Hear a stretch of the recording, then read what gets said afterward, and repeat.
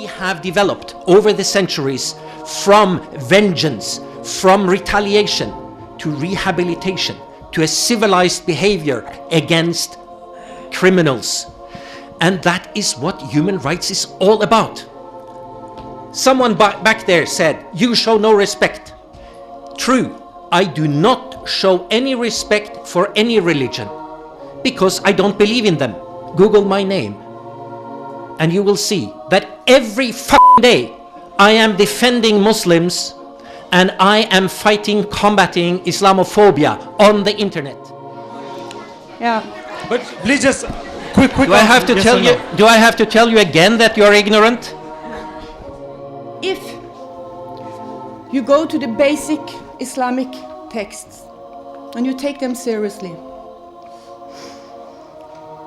Islam is not peaceful or tolerant.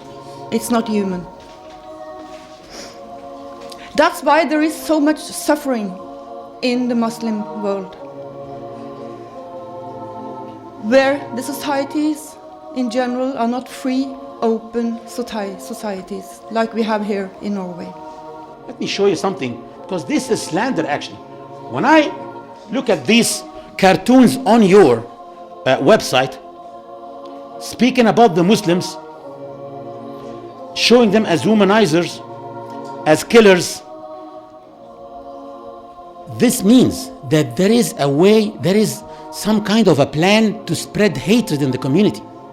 What is really a threat to the community is to tell the students that their fellow students, that their colleagues are their enemies, to tell people that their neighbors are their enemies.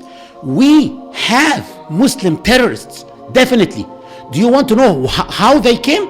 It's because there are self-appointed scholars who claim to be scholars, and then interpreted things for them, and they instilled hatred in their hearts toward the others.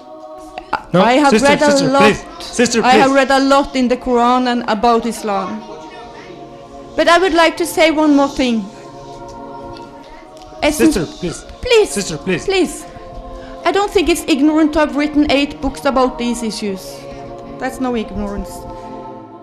Now, I am afraid that in Norway and in many European countries, there are self-appointed scholars too, who are instilling fear in the hearts of people towards their neighbors.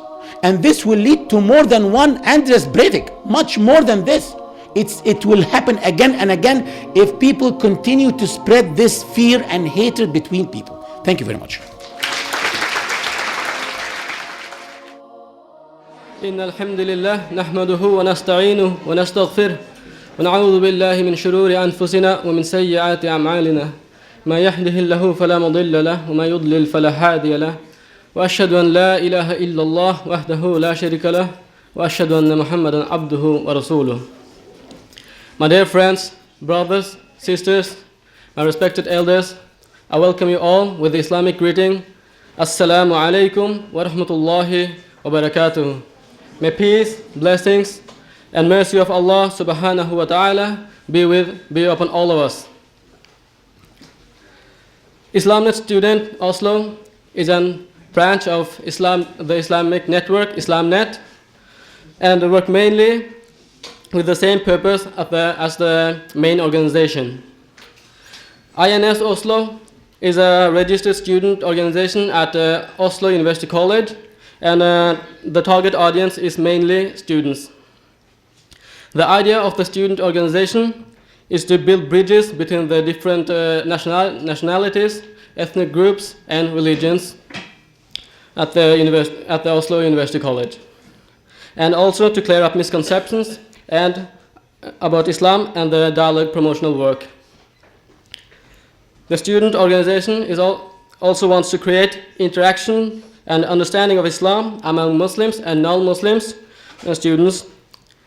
There are many activities at the Oslo University College, which is mainly, everyone can attend it, but most of the Muslim students don't attend it because of religious practices. So we want to work to provide alternative activities which also Muslim students wish to attend. We help to clear up misconceptions about Islam and build bridges by organizing seminars and conferences where both Muslims and non-Muslims are welcome to learn about Islam. And today, IslamNet student is pleased to present a debate on one of the most controversial issues of our time: human rights in Islam. Is it just or unjust? Islam and human rights has been a hot topic in public debate for a long time.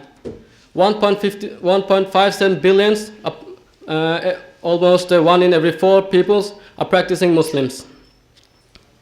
Critics and Islamophobes have for long argued that one of the world's largest religions, Islam, does not safeguard human rights. The aim of the debate will be to present views on the topic by the invited parties so the public on their own can make up their minds on the subject. We think it is important with dialogue, and it is the way we can understand each other better. Now I will, inshallah, give a little introduction on the speakers. Dr. Lars Gule, born in the year of 1955, is a famous Norwegian philosopher. He took his doctorate degree at the University of Bergen back in 2003. Since 2006, he has been employed at Oslo University College, currently as postdoctoral research fellow. Lars Gule has also served Secretary General for the Norwegian Human Association from the year of 2000 to 2005. He is particularly interested in topics of multicultural society, Islam, the Middle East, and human rights. Dr. Gule often participates on debates through newspaper articles and on the web, where he is particularly critical of what he believes are totalitarian ideologies and religions. He has also engaged in live debates with Christians, and recently he debated the famous Muslim speaker Hamza Tzortzis. Gule has also appeared in both Norwegian and international media, such as the BBC, CNN, by sharing his view on current affairs. Hege Storhaug, born 21st of May 1962, is a Norwegian journalist, writer, and is known for her Islamophobic views on women's rights in Islam. She has been noted since 1990s for her opposition to Islam and advocacy for what she considered to be human rights, particularly women's rights in relation to traditional Muslim attitudes and practices of women. Since 2002, she has been the Information Director of the Human Rights Service. Engineer Fadel Soliman is a member of the International Union of Muslim Scholars who received his master's degree in Sharia in 2008. Fadel is an international speaker and presenter of Islam and have given his presentations to more than 65,000 in the USA and other countries throughout the world, universities and governmental departments such as the American Department of Defense, as well as in international events such as Frankfurt International Book Fair in 2004. Fadel Soliman has also trained more than 12,700 Muslim youths in 17 countries throughout the world, through his workshops on how to present Islam to non-Muslims and refute misconceptions about Islam. He is the former Muslim chaplain at the American University of Washington, D.C. from 2001 and 2004. He is author of the Fog is Lifting series of films on Islam. Part 1, Islam in Brief, is in 28 languages on YouTube, and Part 2 is Jihad on Terrorism, which was filmed in 7 countries, and it explores the root causes of terrorism. And before we start the debate, I would kindly request you to turn off your mobile phones, or at least put it on silent, please. We also have a strict policy of video filming, taking pictures, or recording audio. This is not allowed for anyone except our own camera crew, who will cover the whole conference, inshallah. And with no further ado, I will request Dr. Lars Gule to come and hold his presentation.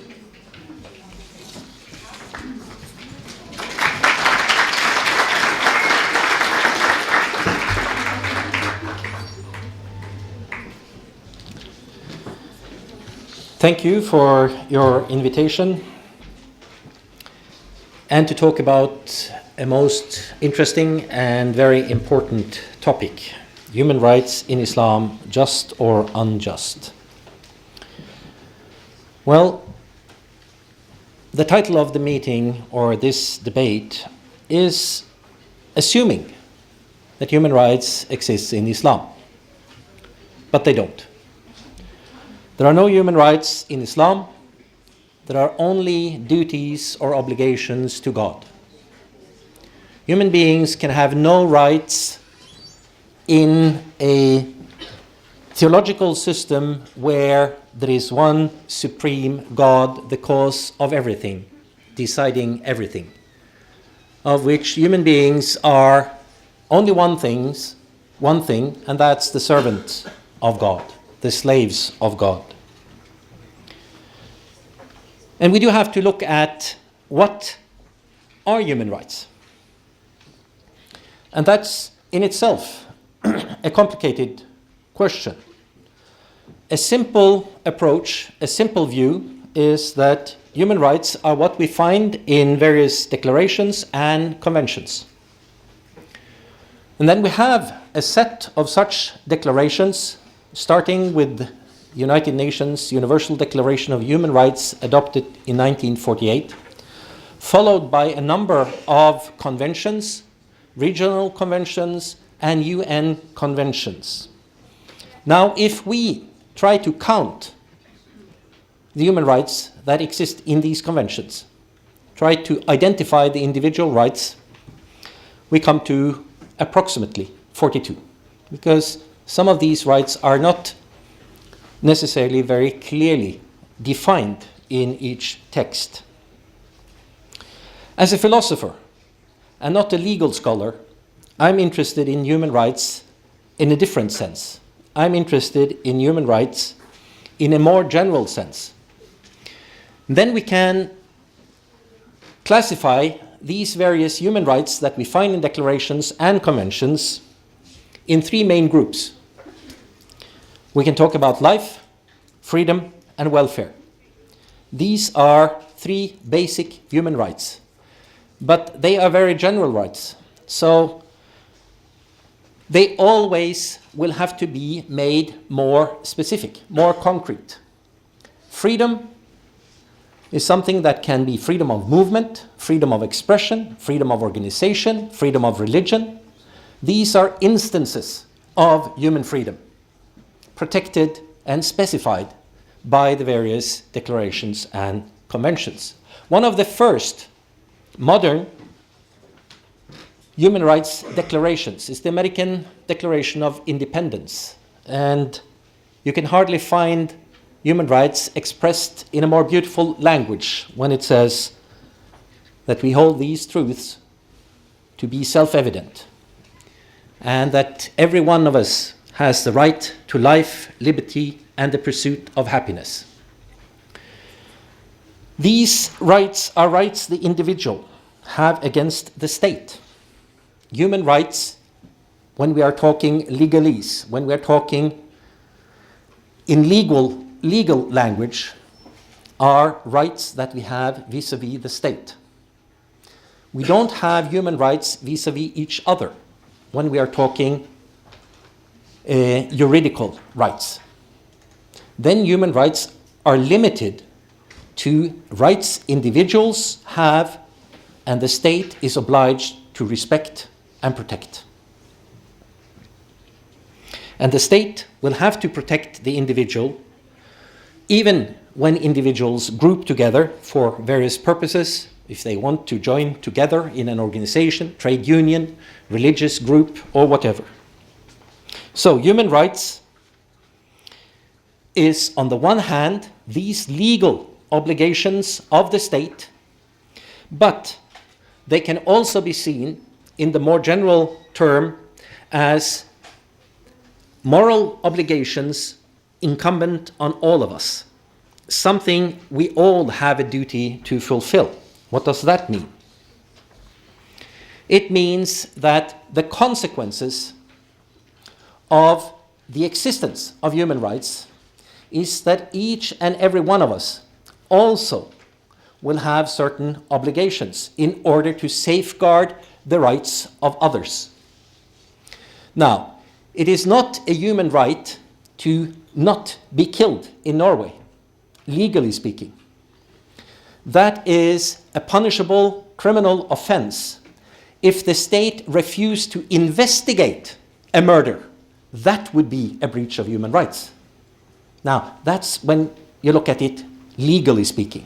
Morally speaking, we all have an obligation not to kill each other. In that sense, we all have an obligation to respect the human right to life of everyone else. And we can extend that and also say that we all have a right to be respected in our freedoms, in our pursuit of welfare. This is a way of understanding human rights as more than only legal obligations. Now, if we look at this approach, can we then say that the obligations the individual in Islam has towards God, can those obligations be translated into something that looks like human rights? Because you have an obligation to God not to kill your fellow human being. In that sense, you can say that yes, there are human rights in Islam. But philosophically speaking, those are not human rights. Because the human rights we're talking about, enshrined in conventions and declarations, and also when we are discussing them morally, are rights the individual has simply by being a human being. There is no way of going through actually it's an obligation towards God. Then you are strictly speaking not speaking of human rights. You can have something that looks like human rights in a religious system. And by the way, what I'm saying here about Islam goes for all monotheistic religions. It's not unique to Islam, but since I've been asked to talk about it, and since I've done my research, etc., on this in regard to Islam, this is what I'm talking about. So, if you want to say that there are human rights in Islam, you have to make an effort of explaining how an obligation to God can be translated or interpreted as a human right. So far, no one has done so in a very good way. They are just saying, well, human rights in Islam are obligations to God. Fine. Now, we can look at this from a less philosophical, less theological perspective, and then we can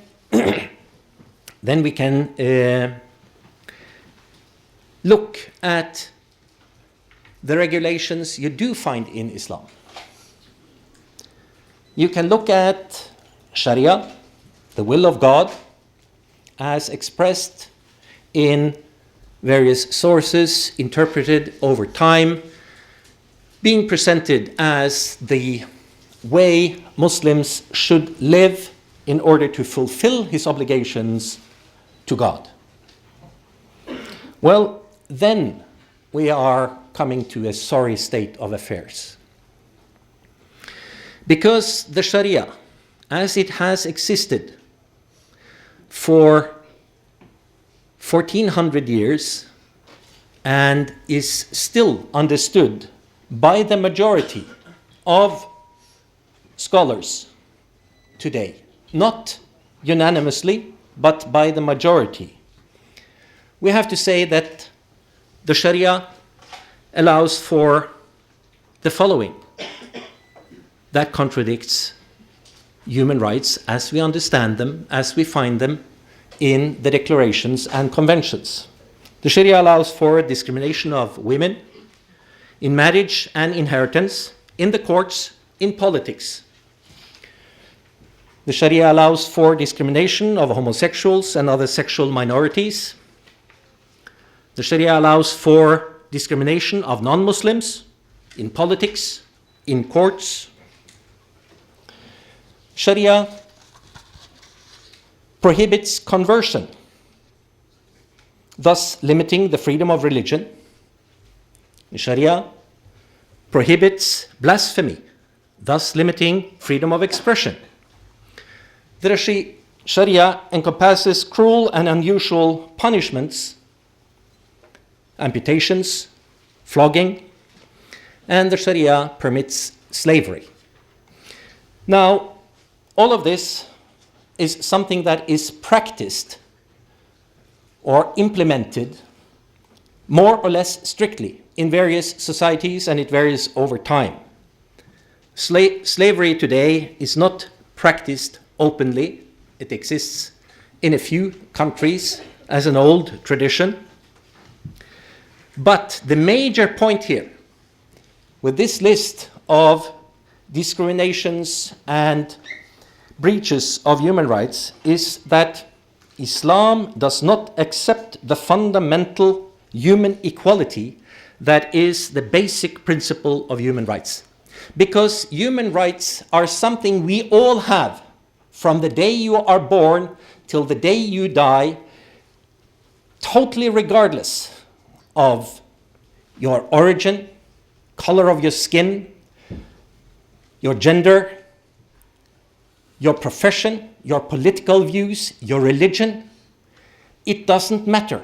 Everyone is equal, not before God, but in the possession of human rights. And this is what is denied by Islam. Now, we can, and I think it's a useful exercise, we can turn this around and approach the question from the opposite side. Do human rights contradict the Sharia? Yes. To the same extent that Sharia insists on a fundamental inequality between people. Thus, the Sharia, if implemented in a usual way, will violate human equality, freedom of religion, and freedom of expression, to mention central questions. These limitations on modern human rights and their outright violations are clearly seen in all the alternative Islamic human rights declarations that exist. And various schemes have been presented in order to say that, well, look, we have human rights in Islam. We have the Cairo Declaration, we have this declaration, we have that declaration. All of them violates human rights by saying all these rights are limited by the Sharia, which introduces non-freedom of religion, non-freedom of expression, etc., etc.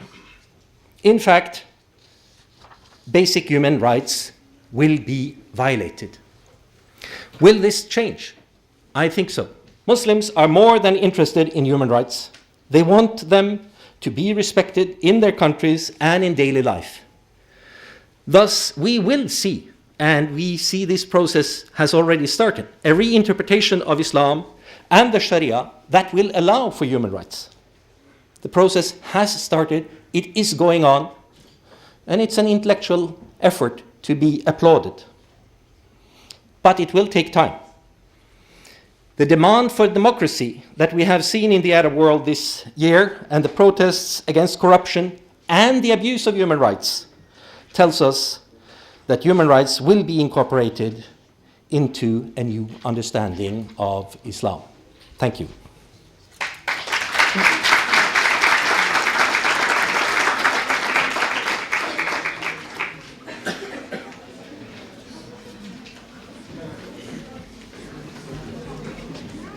Okay, then I will request Hege Storhaug to come up and give her lecture.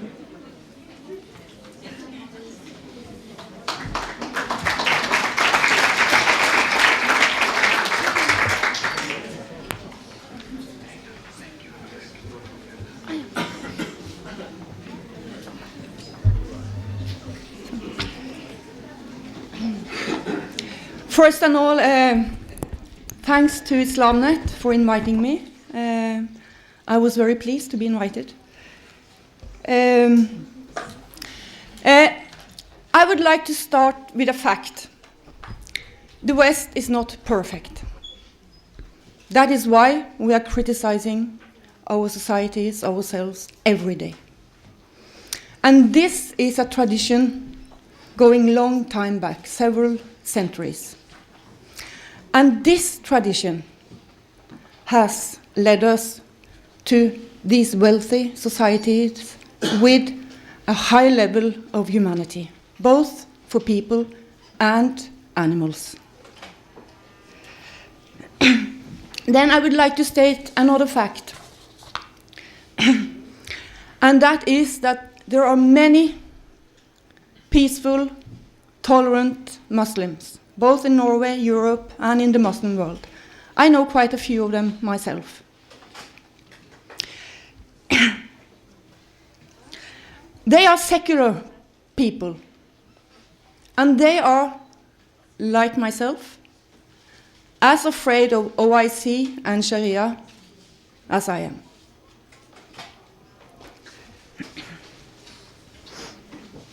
Because if you go to the basic Islamic texts and you take them seriously,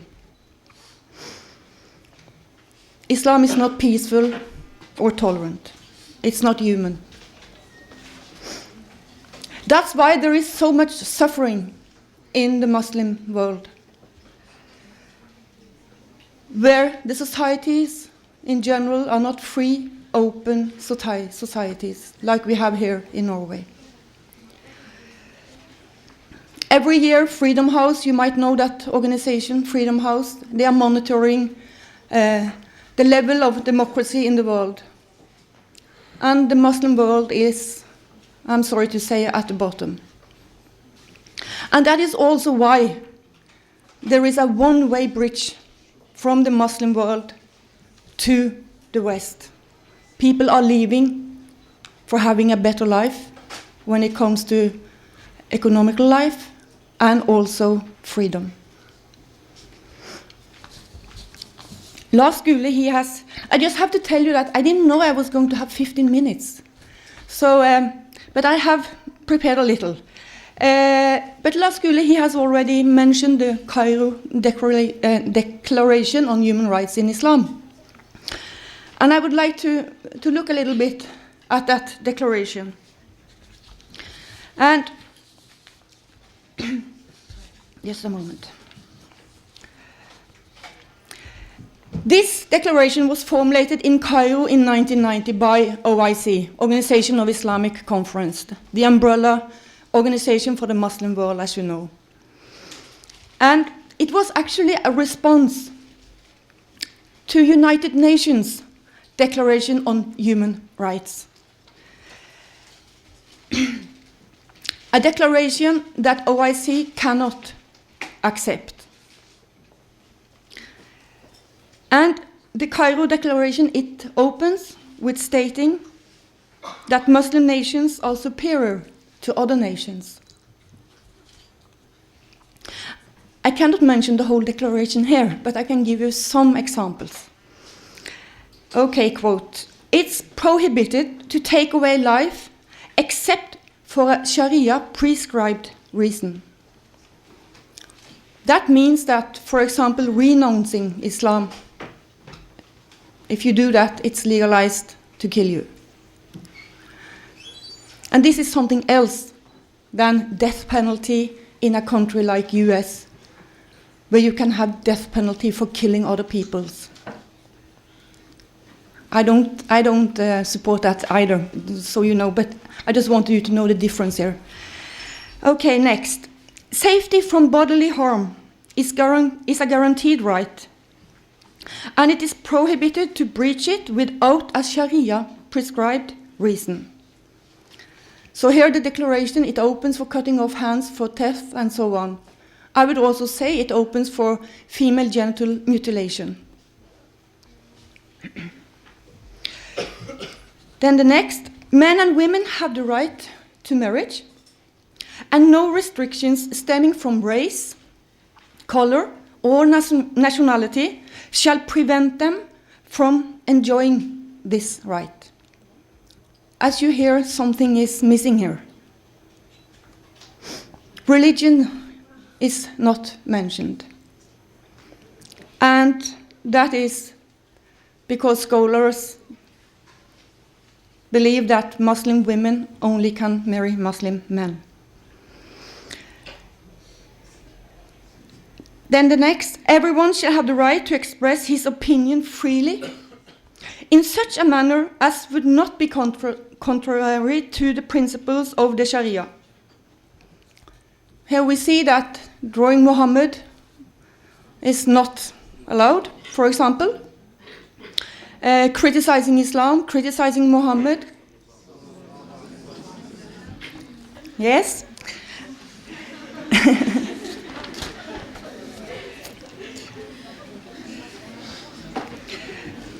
It's very important with humor.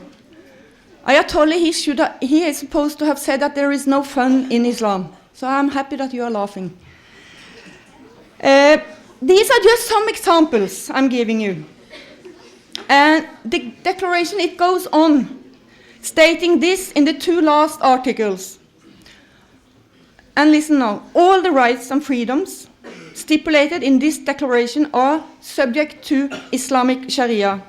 And the final one, the Islamic Sharia is the only source of reference for the explanation and clarification to any of the articles in this declaration. So this is not a human rights declaration, it is rather a Sharia plight declaration, whose suppose is to protect God, Muhammad, and Islam, not man. Not man is supposed to be protected. Utterly absent from it is, for example, any hint of political or civil rights.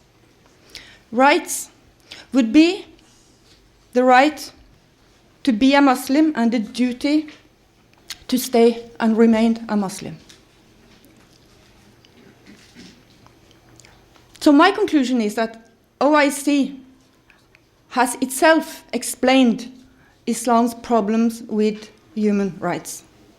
And I am the first one to be sorry for that. Because so many people are suffering because of this, as you know. So my conclusion is that this declaration is a totalitarian declaration. It is a declaration in open fight with humanity and freedom values, the very core of the West. The declaration is a total submission, the literary meaning of Islam. So my conclusion is that Islamic values as formulated in the man-made Sharia is a major threat to Western societies. The more basic Islam, am I saying basic? Because I know Islam can be interpreted in many ways. And as you know, I have Muslim friends who don't support this. But the more basic text in Islam gets foothold in our society, the less freedom and prosperity on the expenses of the individuals. So what the Muslim world and the Muslim societies in Europe needs, that is a huge portion of critical sense and enlightenment, if one wants to enter the modern age. Since I have more minutes, I would like to say a couple of words why the Muslim world is not prospering. Why is it so? 5 minutes left. I would like to mention some reports from United Nations written by Arabs this millennium. And these reports, they are called Arab Regional Human Development Report. And these Arab reporters, they are saying that modernity and development are not created by mixing politics and religion in the way that the Cairo Declaration on Human Rights does. The UN points to the need for new perspectives, such as, quote, focus on the creation of paradise on earth and the enjoyment of the earth's bounties. that there must be an end to the idea that life on earth is not at all merely a transitory stage before the hereafter. The report points to concrete areas in which the Arab countries need to improve. And quote again, curiosity, reason, science, the senses, vision, and feelings. As for the religion, the report concludes that Arabs must return to, quote, a civilized, moral and humanitarian vision, that religion must be given, quote, independence from political authorities, governments, states, and radical religious political movements, and that intellectual freedom must be recognized, and the right to differ in doctrines, religious schools, and interpretations must be preserved. UN is actually saying that the Arab world needs less Islam, not more Islam. And I would say that that goes also for Muslim communities in Europe and also for the Muslim world in general. So thanks so far.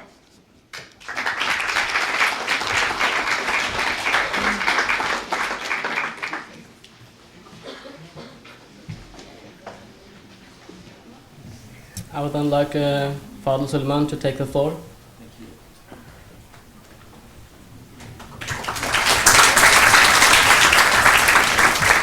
Bismillah ar-Rahman ar-Rahim. All praises are due to Allah, the Creator, the Cherisher, and the Sustainer of this universe. And may His peace and blessings be upon His noble Prophet, Muhammad, and his companions and his descendants and his followers. Dear respected brothers and sisters, thank you very much for inviting me to your beautiful country.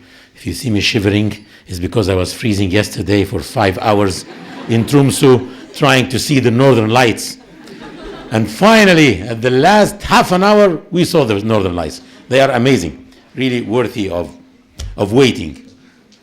I'm not here actually to debate. I'm here actually to learn. To learn from Hege, from Lars, from all of you actually.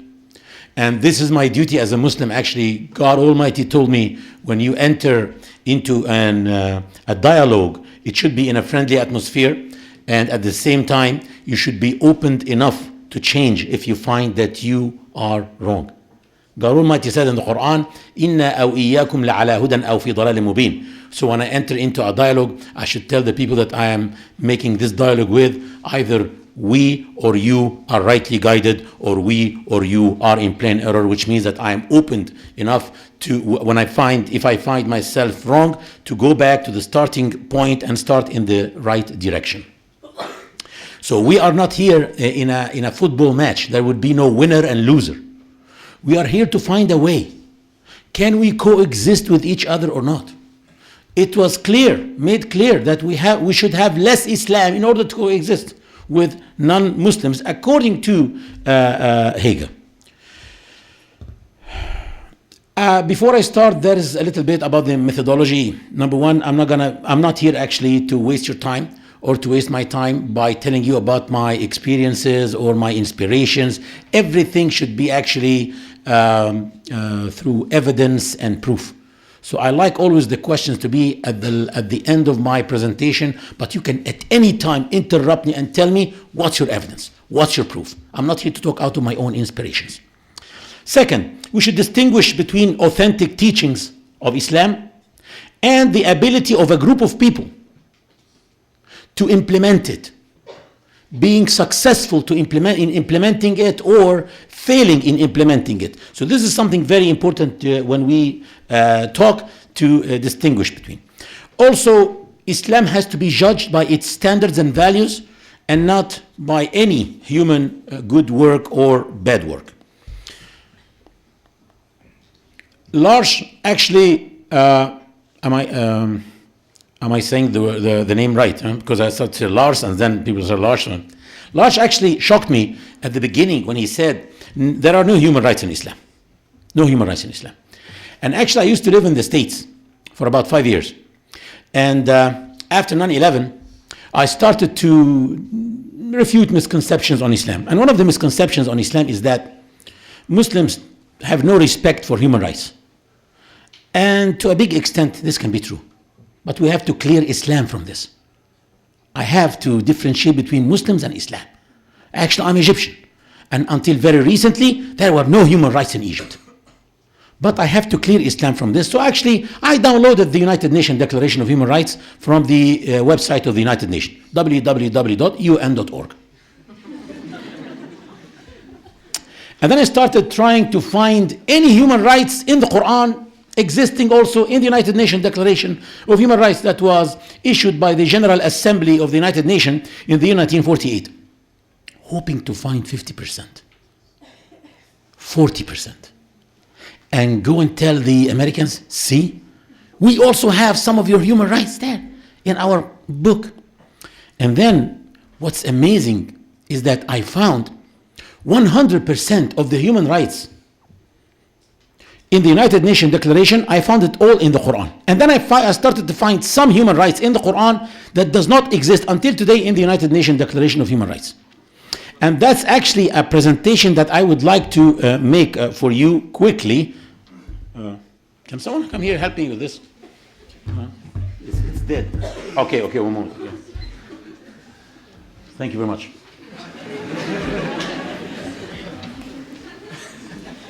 Okay, so actually I call this presentation Quran, the Discovery of Freedom.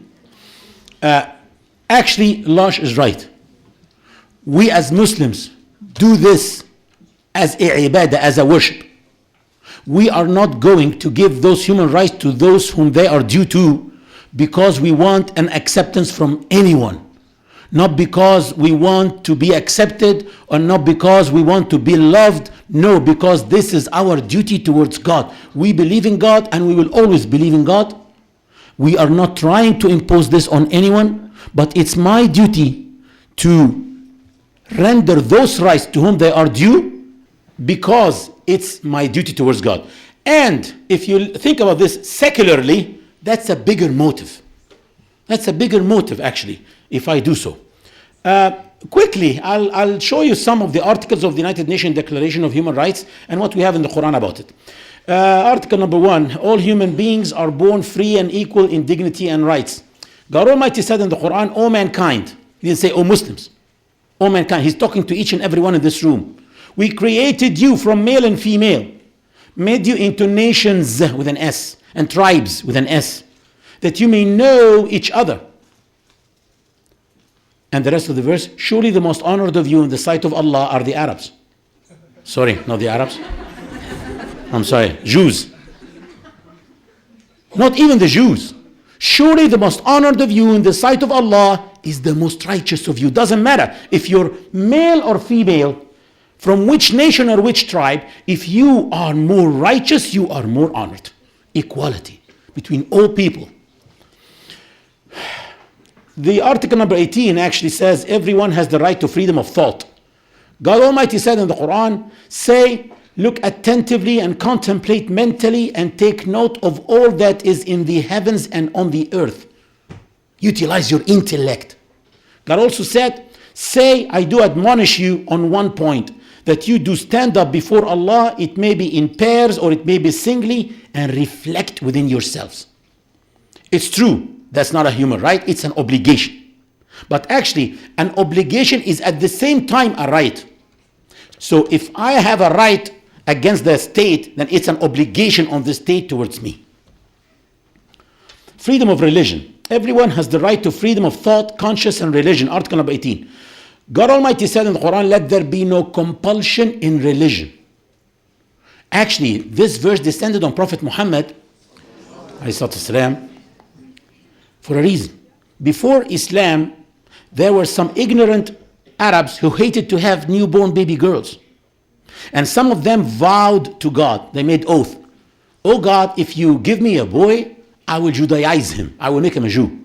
So it happened to be that there was a generation of idolaters whom their sons are Jewish.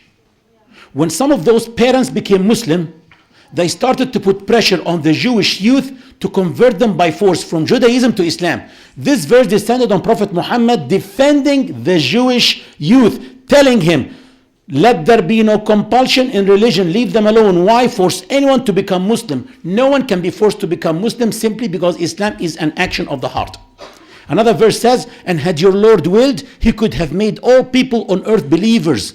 Are you then coming to compel people to become believers? Another verse also, a third one in Surah Al-Kahf, which is the chapter called the cave, which Muslims recite every single week. It says, and say the truth about your Lord, and then whoever wants to believe, let him believe. And whoever wants to disbelieve, let him disbelieve. Freedom of speech. Everyone has the right to freedom of opinion and expression. Article number 19. God Almighty said in the Quran, the believers, men and women, are protectors one of another. They enjoin what is good and they forbid what is evil, which means that enjoining the good and forbidding the evil, al-amr ma'ruf nahy anil munkar, is one of the ways to worship God in Islam. How can I forbid the evil in a country that doesn't grant me freedom of speech? I will find myself in jail. So if God tells me it's an obligation on you to enjoin the good and forbid the evil, therefore, basically, I have to be granted freedom of speech. Actually, in the Quran, we find a lot of space for freedom of speech with God himself. When God Almighty created the human being, he ordered all the creation, including the angels, to prostrate themselves to this VIP creature, this creature who's not like any creature, this creature who was given superiority in knowledge. And when he said, I am making this new creature a trustee on earth, I will trust him. The angel said, do you make on earth someone who will shed the blood and spread mischief in the earth? God did not punish them because they expressed themselves. He actually told them, can you tell me all the names, which means all the inner qualities of things? They said, glory be unto you, we only know what you taught us. He said, Adam, tell them everything. And Adam told them. But he did not punish them. Actually, we also find Prophet Abraham asking God to show him how can he return the dead back to life. And God told him, don't you believe yet? He said, no, I believe, it's just to strengthen my faith. God wasn't angry of Abraham because he expressed himself.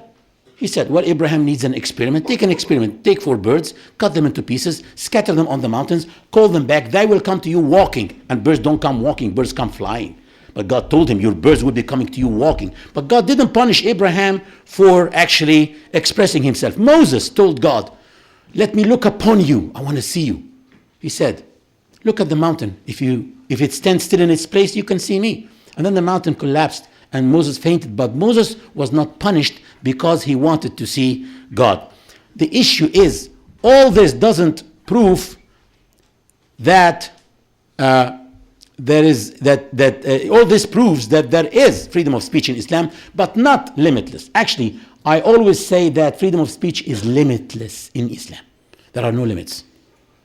Crystal clear in the teaching of the Prophet Muhammad. He said, the best of martyrs is the one who was killed by a tyrant for criticizing his tyranny. Encouraging us to do what? To say the truth. Even if this can put our life at risk. Why? You will die one day. Die with dignity instead of getting run over by a car. Next generations will be benefiting from you. He also said, if the time comes that you see my nation afraid of telling a tyrant that he is a tyrant and there is no hope for them, what do tyrants do? Tyrants kill. And he said, if the time comes that you're afraid of Mubarak, bin Ali, Gaddafi, there's no hope for you. And these are the teachings that we were telling each other to strengthen each other in Tahrir Square for 18 days. The teachings of Muhammad.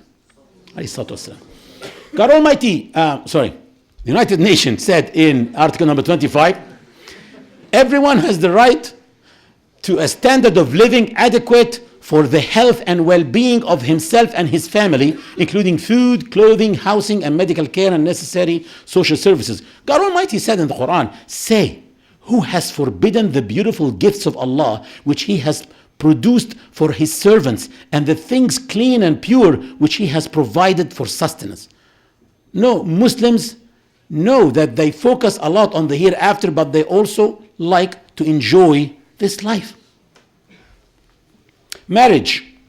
The United Nations Article number 16 says, men and women of full age, without any limitation due to race, nationality, or religion, have the right to marry and to found a family. God Almighty said in the Quran, and among his signs is this, that he created for you mates from among yourselves, that you may dwell in tranquility with them, and he has put love and mercy between your hearts. Divorce, nothing in the United Nations. You have the right, you have the human right to marry, but you don't have the right to divorce. Why?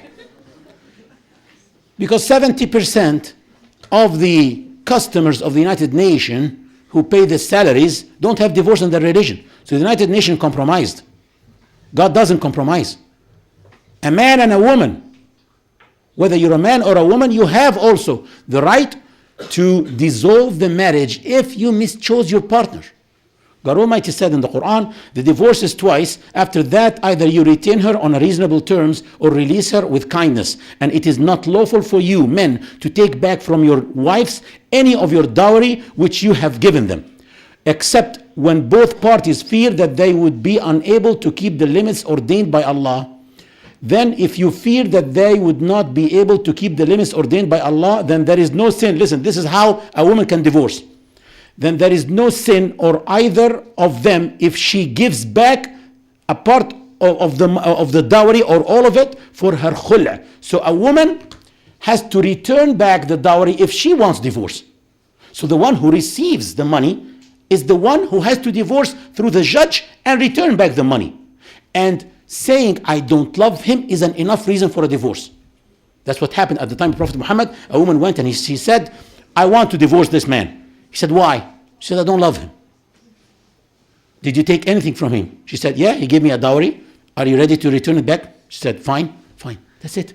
But the man who gives the money, he can volunteer to say, I divorce you, but he's not going to take anything. That's why he doesn't have to do this through the judge. Procreation.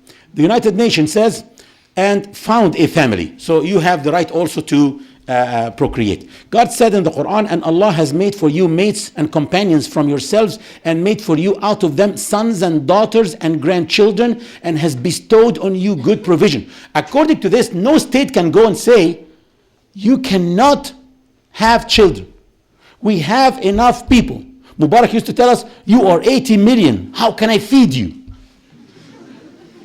At this point, he cannot go, according to the Sharia actually, he can't say, you have to stop bringing children. He cannot. According to this, a human right. The right of children in life. Everyone has the right to life, liberty, and security of person. Article number 3. God said in the Quran, special verses actually for children, because some people used to bury their children alive. Some people used to kill their children actually. So God mentioned several verses, and I'm going to mention them actually because for the sake of time. I'm trying to fit this into the time actually. Okay? Also, the right to live. Everyone has the right to life. Of course, we know that the whole article says to life, liberty, and security of person. That's why many people criticize the Islamic Sharia for having the capital punishment. They say, it is a violation of article number 3. Everyone has the right to life. Okay, what can we do to a killer? Life sentence. It's also a violation of the same article, because the article says everyone has the right to life and liberty. According to this, so killers have to be released. No text, human or divine, is safe for being misinterpreted and misunderstood. And do not kill anyone whose killing Allah has forbidden except for a just cause, which means someone who killed people anywhere. On that account, we ordained for the children of Israel that if anyone slew a person, unless it be for murder or for spreading mischief in the land, it would be as if he slew the whole people. And if anyone saved a life, it would be as if he saved the life of all people. Earning a living. Article number 23. Everyone has the right to work and to free choice of employment. There is no sin on you if you seek the bounty of your Lord during pilgrimage by trading, which means even in pilgrimage you can do some trading. It is he who has made the earth manageable for you, so walk in the path thereof and eat of his provisions, which means you can work and do effort and make a living. God said, then when the prayer is ended, you may disperse through the land and seek the bounty of Allah by working. Ownership, article number 17. Everyone has the right to own property alone as well as in association with others. No one shall be arbitrarily deprived of his property. God said in the Quran, to men is allotted what they earn and to women what they earn.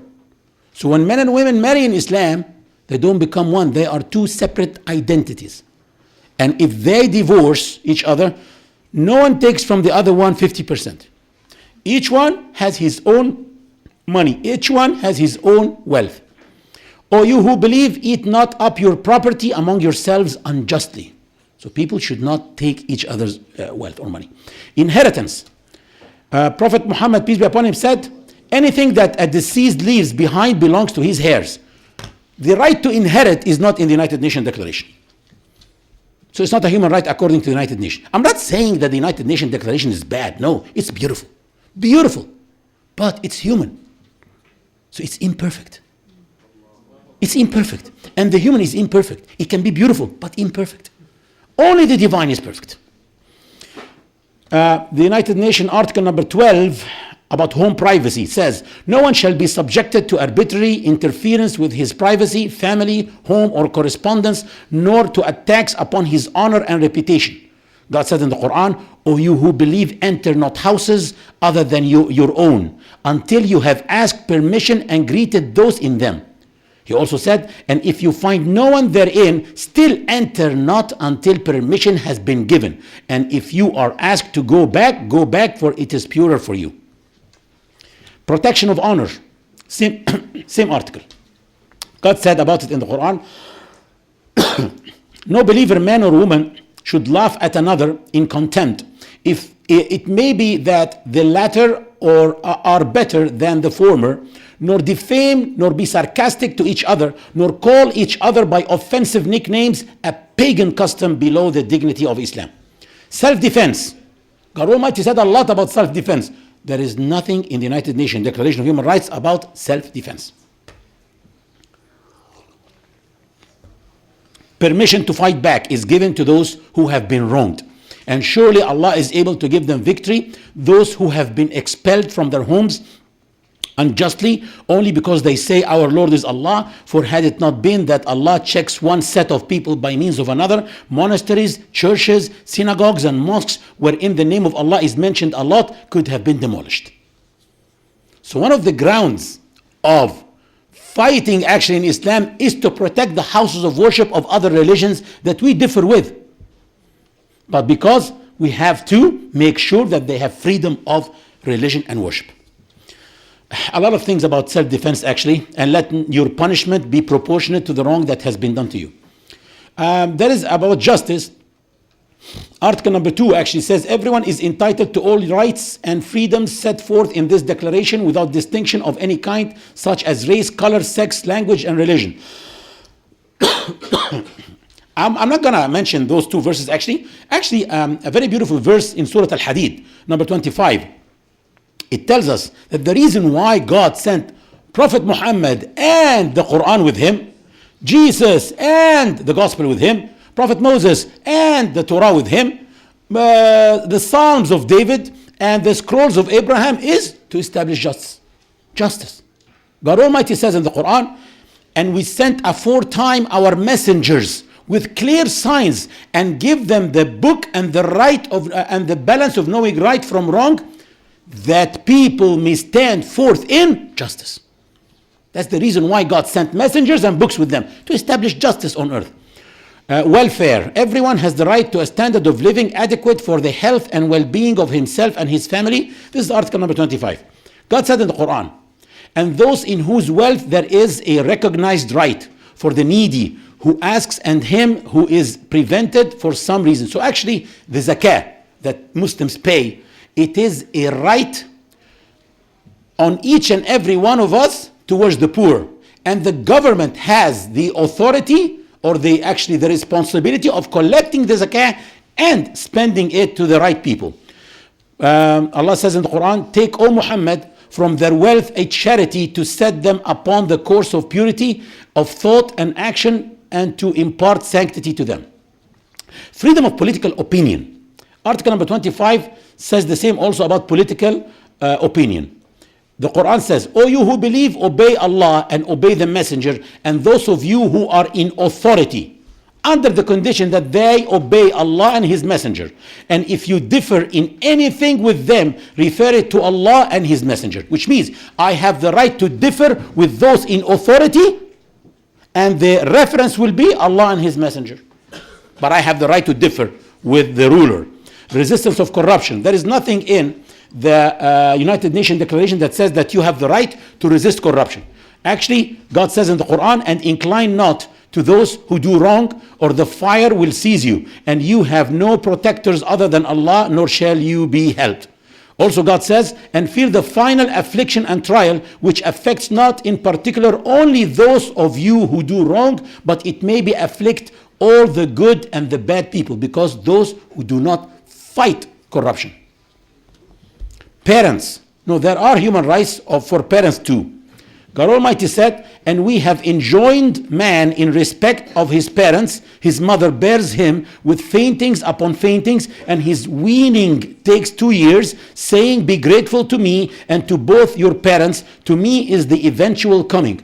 And if they strive with you that you should associate with me what you have no knowledge of, do not obey them. Which means, if your parents are non-Muslims and they try to make you worship someone else, don't obey them, but what do you do to them? And keep company with them in this world kindly, which means still be kind to them. Those non-Muslim parents who are pushing you away from Islam, still be kind to them. I will stop at this point actually in the, how long do I have? 5 minutes, good. Let me quickly try to bring some of the points that were mentioned. Actually, I would like to tell Lars that any human right that are rational are welcomed in Islam. Are welcomed in Islam as long as they do not contradict with revelation. You mentioned that these human rights are especially for Muslims or something like that. I actually wrote here that God Almighty said in the Quran, وَلَقَدْ كَرَّمْنَا بَنِي آدَمَ, and we have honored the sons of Adam. So honoring comes to the human being for being a human being, not for being a believer. So a human being is honored in Islam, even if he's a non-believer, or even if he is not a Muslim, still he has his rights granted to him. Human rights in Islam are obligations to God. That's what you said. Actually, human rights also are obligations to the law. So whether it's an obligation on the state towards the law or towards God, so we're speaking about there's an authority too. Contradictions about marriage, inheritance. Actually, yes. The only limitation on marriage in Islam is that Islam doesn't recommend the marriage between different religions. Men in Islam are not recommended to marry from different religions. They are just allowed, but it's not recommended, and this is crystal clear in the Quran when the Quran says, وَلَأَمَةٌ مُؤْمِنَةٌ خَيْرٌ مِّن مُشْرِكَةٍ وَلَوْ أَعْجَبَتْكُمْ. You marry a believer slave girl better for you than marrying a non-Muslim free woman. Which means that, without any offense, that we don't recommend that people from different religions get married, because marriage itself in Islam is a kind of worship also as well. Forming a Muslim family, having Muslim children and so on. Let's talk now about why a woman cannot marry except a Muslim man. It's not about restriction, but it's about protection. I'm not saying that non-Muslim men are bad. I'm not saying that Muslim men do not abuse their wives. No, but we have authority on the Muslim man. If a Muslim man abuses his wife, she can come and complain. There are things that are etiquettes of marriage in Islam. There are very special issues. There are sexual etiquettes There are things that are allowed and there are things that are forbidden. There are financial etiquettes, there are social etiquettes, there are religious etiquettes. And usually if someone is abused at home, she's the woman who's abused. So here it's a matter of protection. The woman can come and say, my husband did this or did that to me. Here we have an authority on the Muslim, and we can hold him accountable. He can be punished. He can be forced to divorce her. He can be, many things can be done to him. About homosexuality, there's a big fuss about this. Actually, in Islam, homosexuality can be your way to paradise. I mean it. If someone is a homosexual and he abstains or she abstains from practicing homosexuality to please God, in order not to anger God, this can lead them to paradise. So it's not about the gender orientation, it's about the practice itself. And by the way, in Islam, it's not only homosexuality which is forbidden. In Islam, any sexuality is forbidden unless it is in the frame of marriage. So bestiality is forbidden with animals. Many other forms of sexuality are forbidden in Islam. The issue is, okay, it is forbidden, but it is not criminalized according to the law if it is not unless it is practiced in public. So if someone is doing this at home, no one has the right even to spy on him. God will be punishing him. This is something else. But again, if you tell me why isn't it allowed in Islam? Simply because Muslims don't think that it is good. Do you agree with me that if something is good, then it is good to spread? Good. I want you to imagine that homosexuality spreads until the whole world becomes homosexuals. Do you know what does that mean? The end of the human race within 50 to 60 years. Let me tell you something also, because even in the West, some people keep on talking about this, and deep inside they know that it's not good. Until today, the cartoon ends with the prince kissing the princess.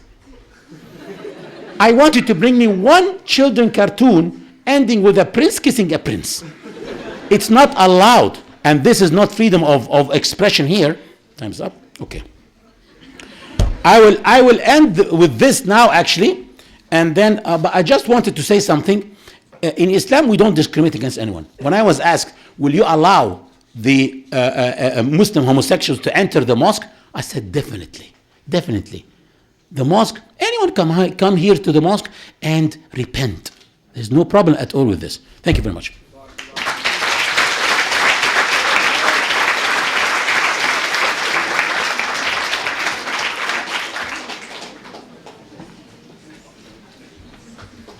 We have a small change in the program. Lars Gule will have 2 minutes to comment on what Engineer Fadel said, and then Hege will have 2 minutes to comment, and then Fadel will have 4 minutes to comment to back both of them. You can have your pen. Your pen is there. Thank you.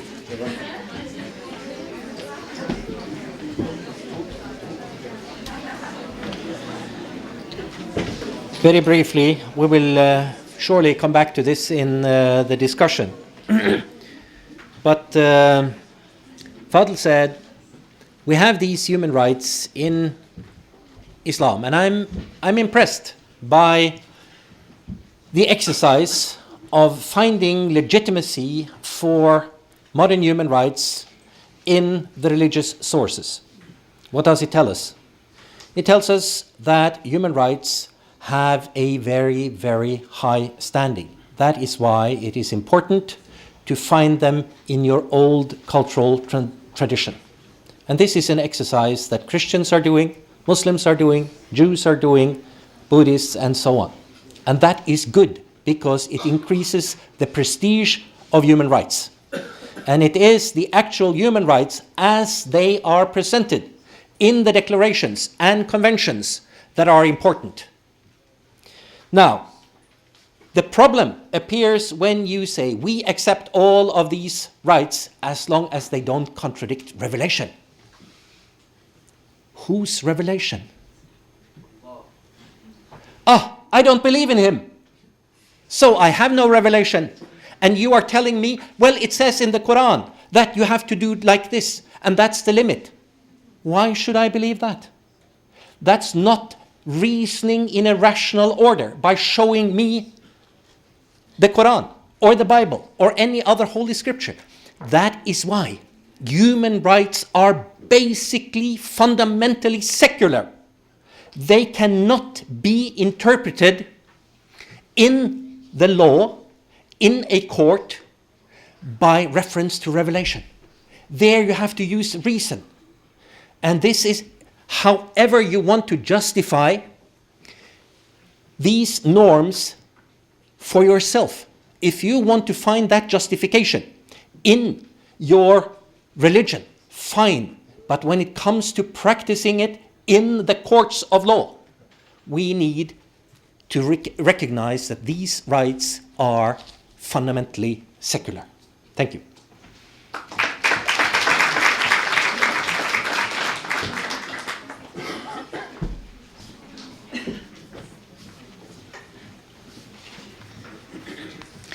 Well, I totally agree with Gule. I would like to ask Soliman a couple of questions. Would you say that OIC is wrong in its declaration from Cairo? Are you right and they are wrong?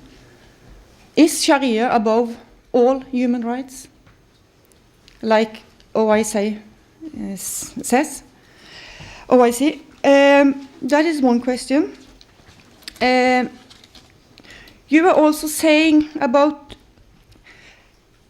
killing. It is not allowed unless spreading mischief in the land. And spreading mischief, as far as I understand it, is harming Islam, criticizing Islam, for example.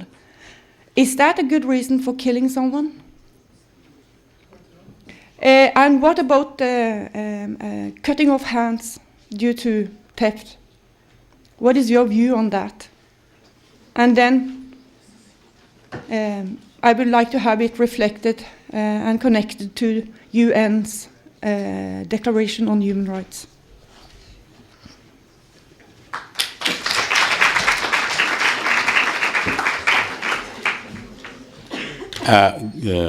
Lars, I didn't come here to talk against the human rights. Actually, no. I love the United Nations Declaration of Human Rights. It's beautiful. I said it's beautiful. But at the same time, I'm telling you that I have other human rights that are matching with it completely, and there are more human rights even in Islam. I didn't say that you have to believe in Allah. I didn't say so. The issue is, I am proving that Islam doesn't violate human rights, even the human rights of the United Nations Declaration.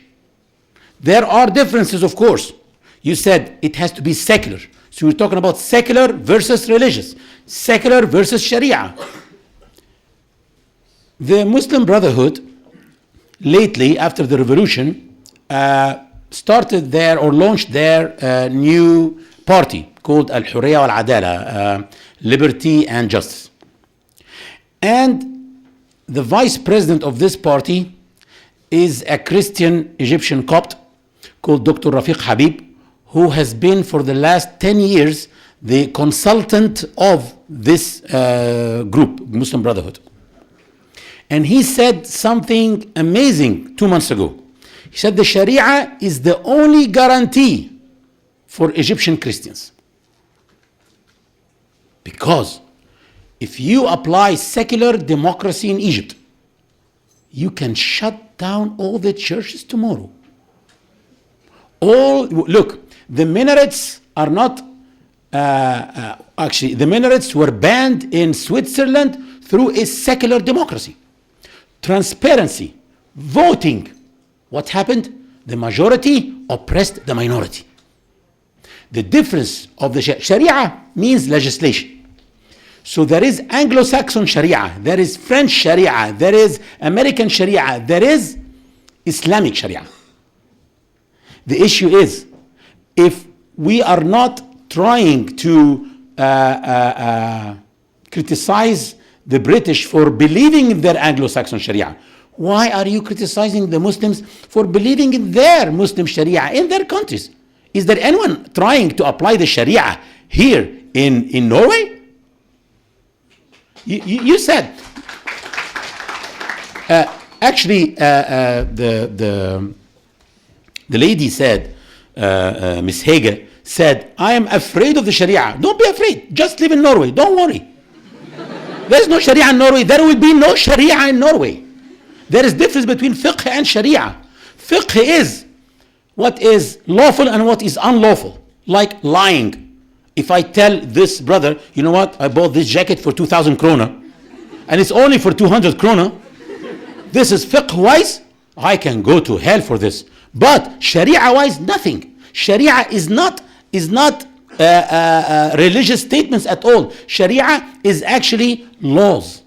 Laws like anything else. But the Muslims believe and they dream to apply their own Sharia. Actually, that's true that the Muslim world is in the bottom. Is it because they are applying the Sharia? We are applying secular French laws in Egypt since more than 200 years now. Did we land on the moon? So this really amazes me a lot. What do I say about the OIC? Actually, I tried to avoid speaking about the OIC, Hege, because 2 days ago, you opened this in Tromsø, and I was shocked that you said the same thing.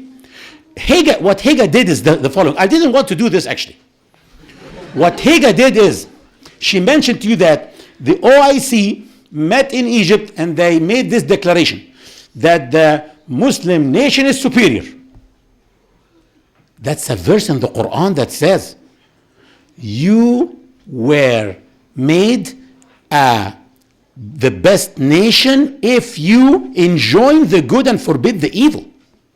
And I asked you this in Tromsø. I told you, why didn't you continue the verse?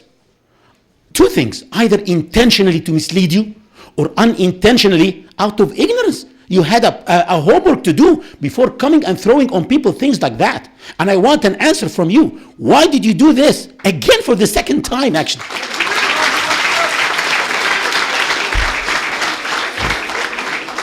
Criticizing Islam and criticizing Prophet Muhammad is welcomed as long as with respect. And it was even mentioned in the Quran. The Quran itself mentions how he was criticized. How Allah himself was criticized by the non-believers. The Quran tells us that the non-believers said that he's a liar, he's a magician, he's a sorcerer, he's a poet, and he forged the Quran. The Quran tells us this, as long as with respect, but there is no freedom of slander, Hege. Let me show you something, because this is slander actually. When I look at these cartoons on your website, speaking about the Muslims, showing them as womanizers, as killers, this means that there is a way, there is some kind of a plan to spread hatred in the community. What is really a threat to the community is to tell the students that their fellow students, that their colleagues are their enemies, to tell people that their neighbors are their enemies. We have Muslim terrorists, definitely. Do you want to know how they came? It's because there are self-appointed scholars who claim to be scholars, and they interpreted things for them, and they instilled hatred in their hearts toward the others. Now, I am afraid that in Norway and in many European countries, there are self-appointed scholars too, who are instilling fear in the hearts of people towards their neighbors. And this will lead to more than one Anders Breivik, much more than this. It will happen again and again if people continue to spread this fear and hatred between people. Thank you very much.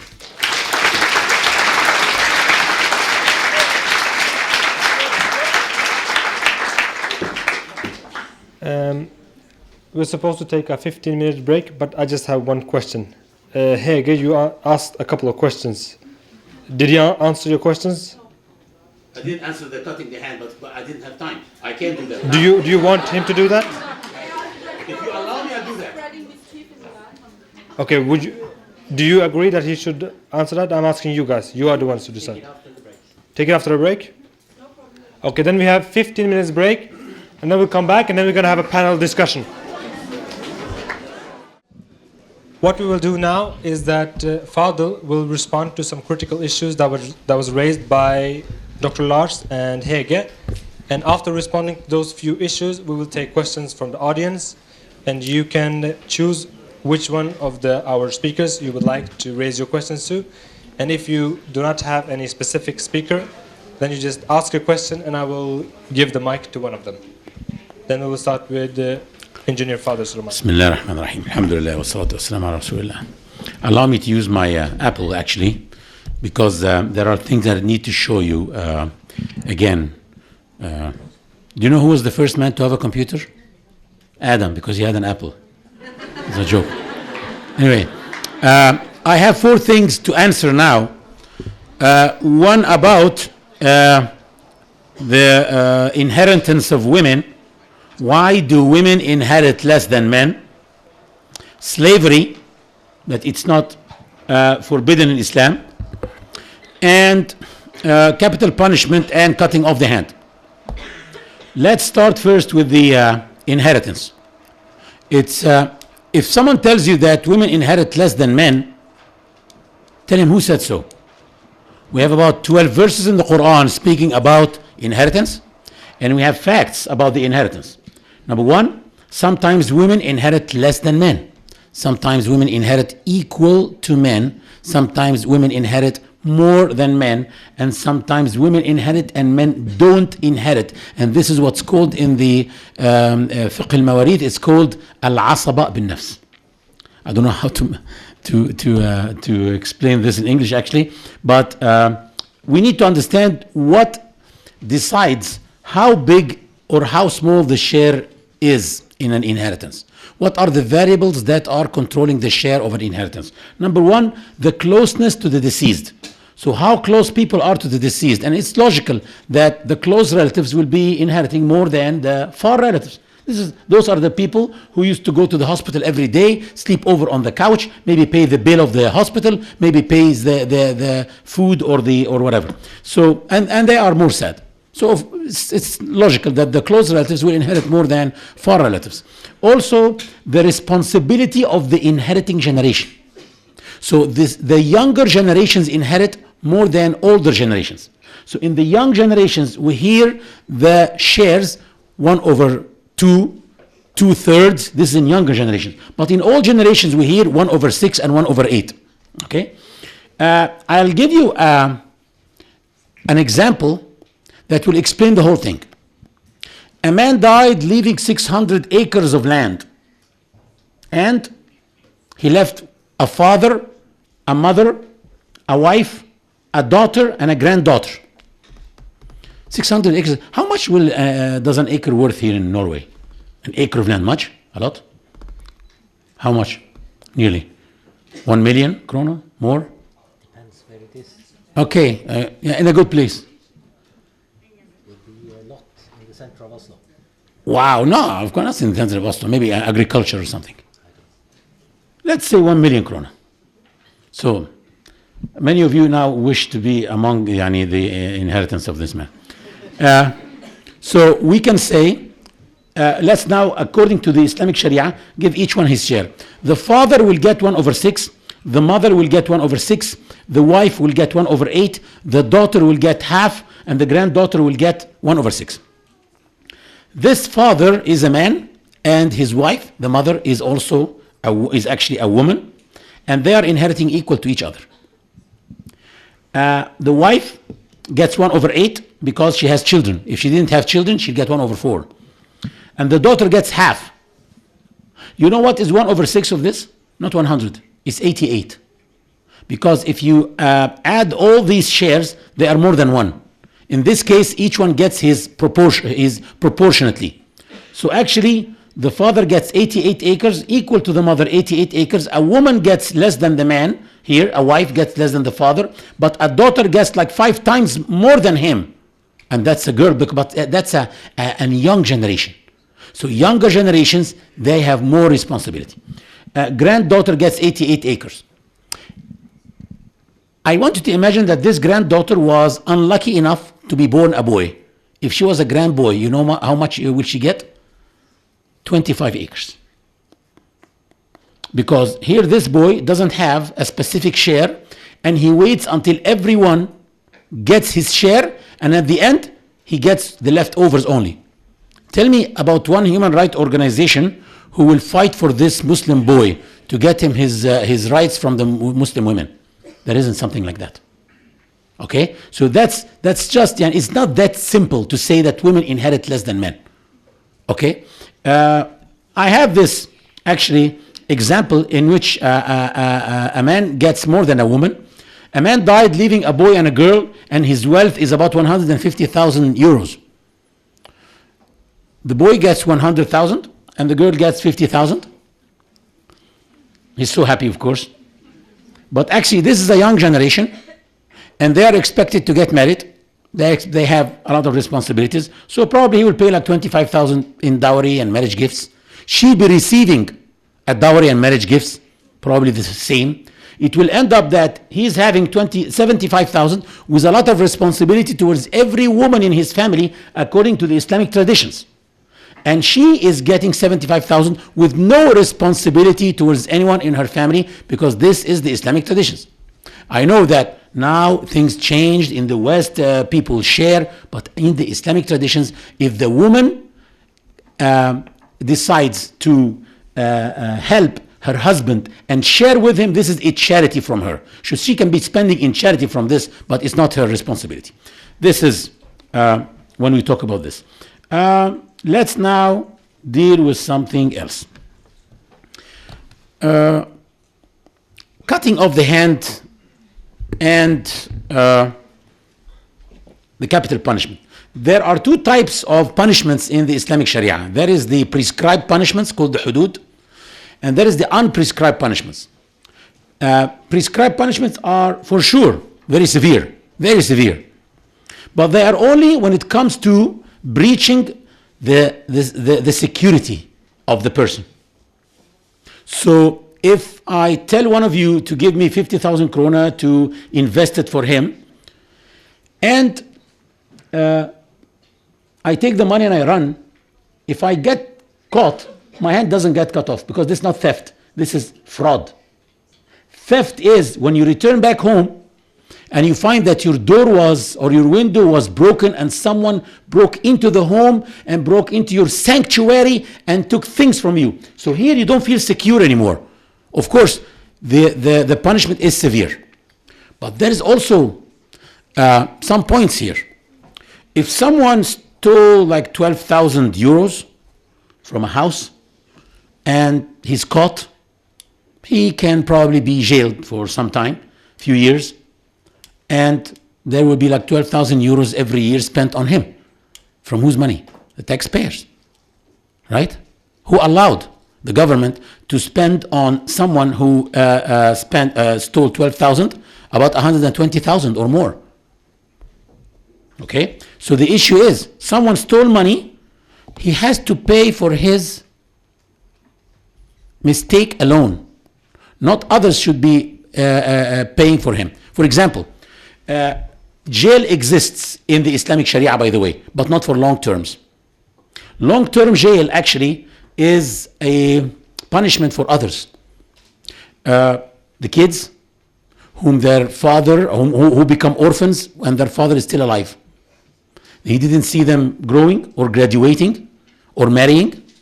The woman, the wife who became widow and her husband is still alive. So yes, there is a point here, which is, yes, Islam obligates the cutting off the hand in the Sharia in a Muslim country. No one is asking for you to do so. No problem. If someone steals 12,000 euros here, spend on him 120,000. This is your own issue. But in Islam, we have something different.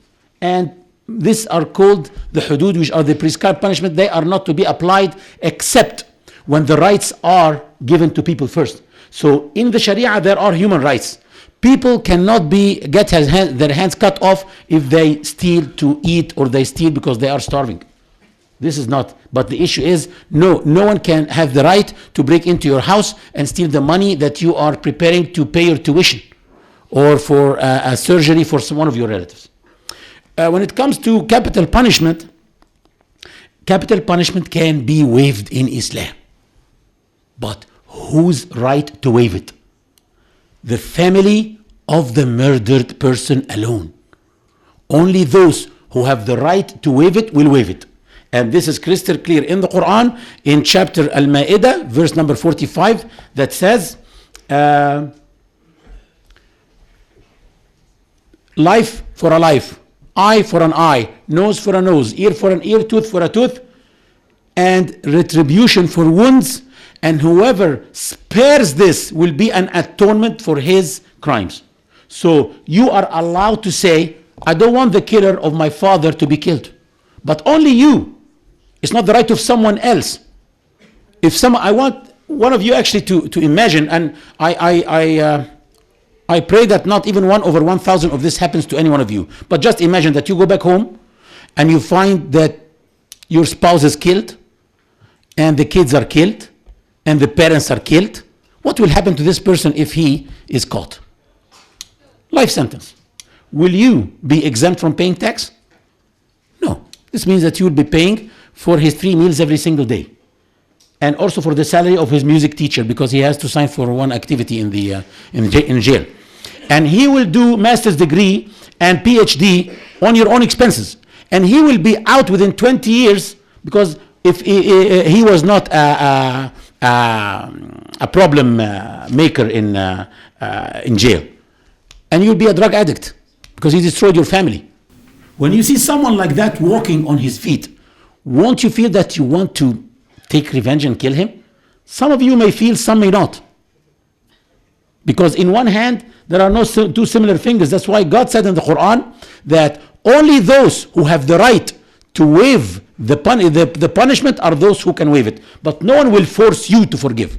No one can force you to forgive. So in Islam, you can forgive. It is recommended that you forgive, but you are not forced to forgive. I can answer the slavery later if you want, or would you like to answer now? We can take that later. We can take that later, okay. But I want Hege to answer my question, actually, because I asked her a question. Why didn't she continue the verse? To mislead us, or that was out of ignorance? Okay, then I will give the microphone to Hege so she can respond or answer the question of Fadel Soliman.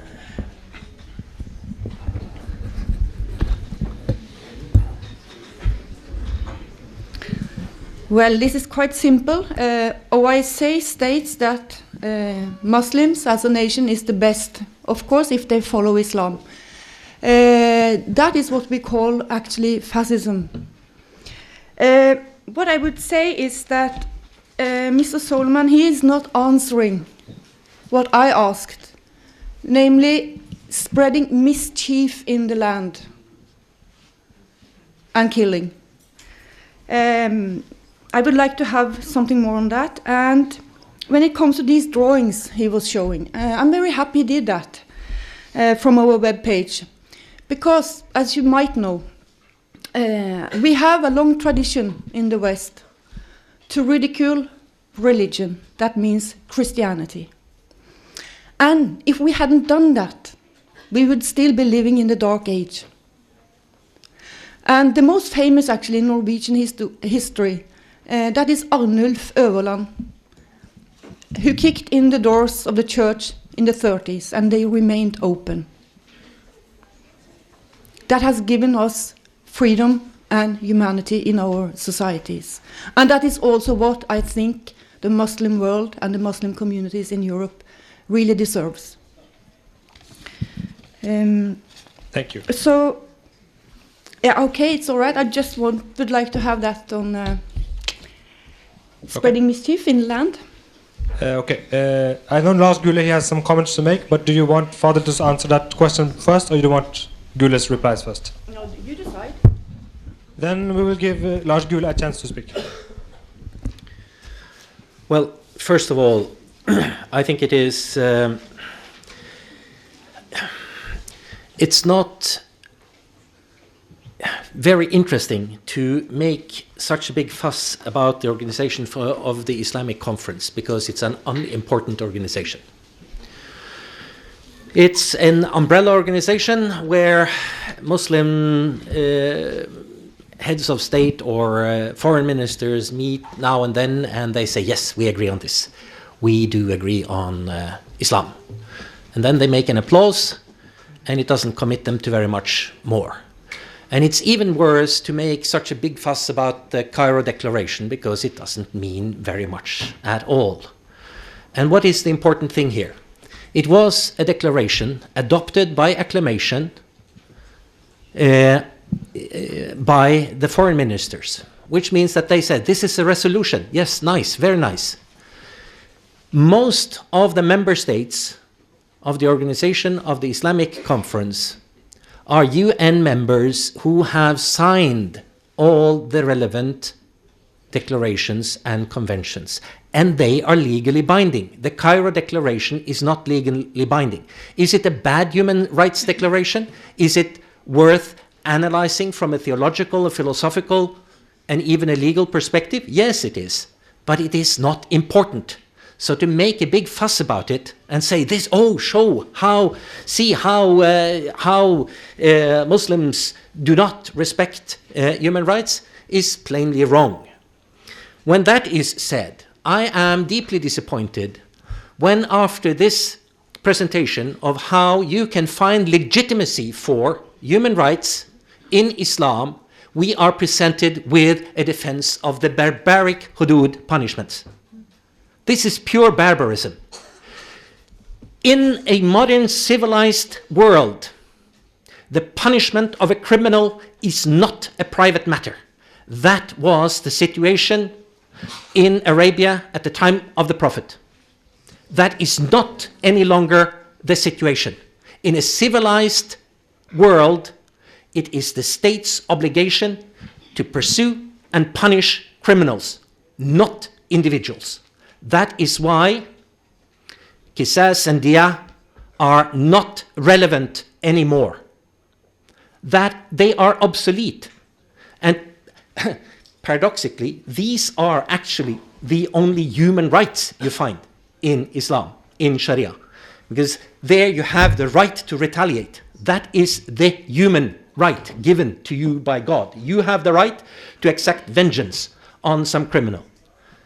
And this is a very, very limited understanding of human rights. I do hope we can see a discussion of human rights moving in the direction of, could we have some lights here?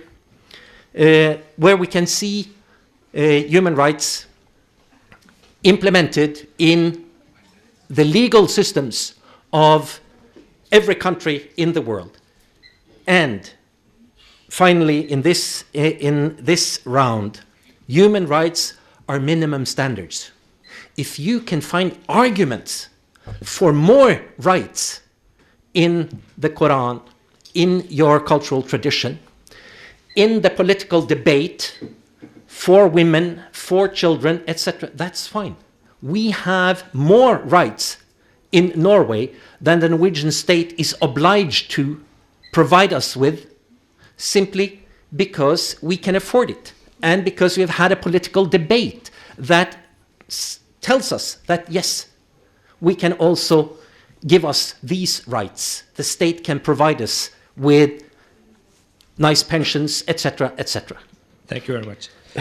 Now we will have Fadel commenting on the issue of slavery and the issue of mischief. Was it anything else? Okay. Please comment on those two issues, then we'll take questions from the audience. طيب, بسم الله الرحمن الرحيم. Talking about slavery, Islam dealt with the disease, not the symptom. People dealing with the slavery directly actually didn't deal with the disease. The disease is racism, and that was the problem. You know, Americans are very proud to have a black president in 2009, and they actually should be proud of that. But in Egypt, we had a black president in 1970 for 10 years, and we didn't even realize it, except lately, when Obama became president. Oh, so that was black. We didn't know that. And that was because of the way Islam dealt with racism itself. Islam dealt with racism through many things, like, for example, the original sin. If you stop any Christian and you ask him about the original sin, he will say, Adam ate from the tree. And then we know the rest of the story. But actually, in Islam, the original sin is not this one.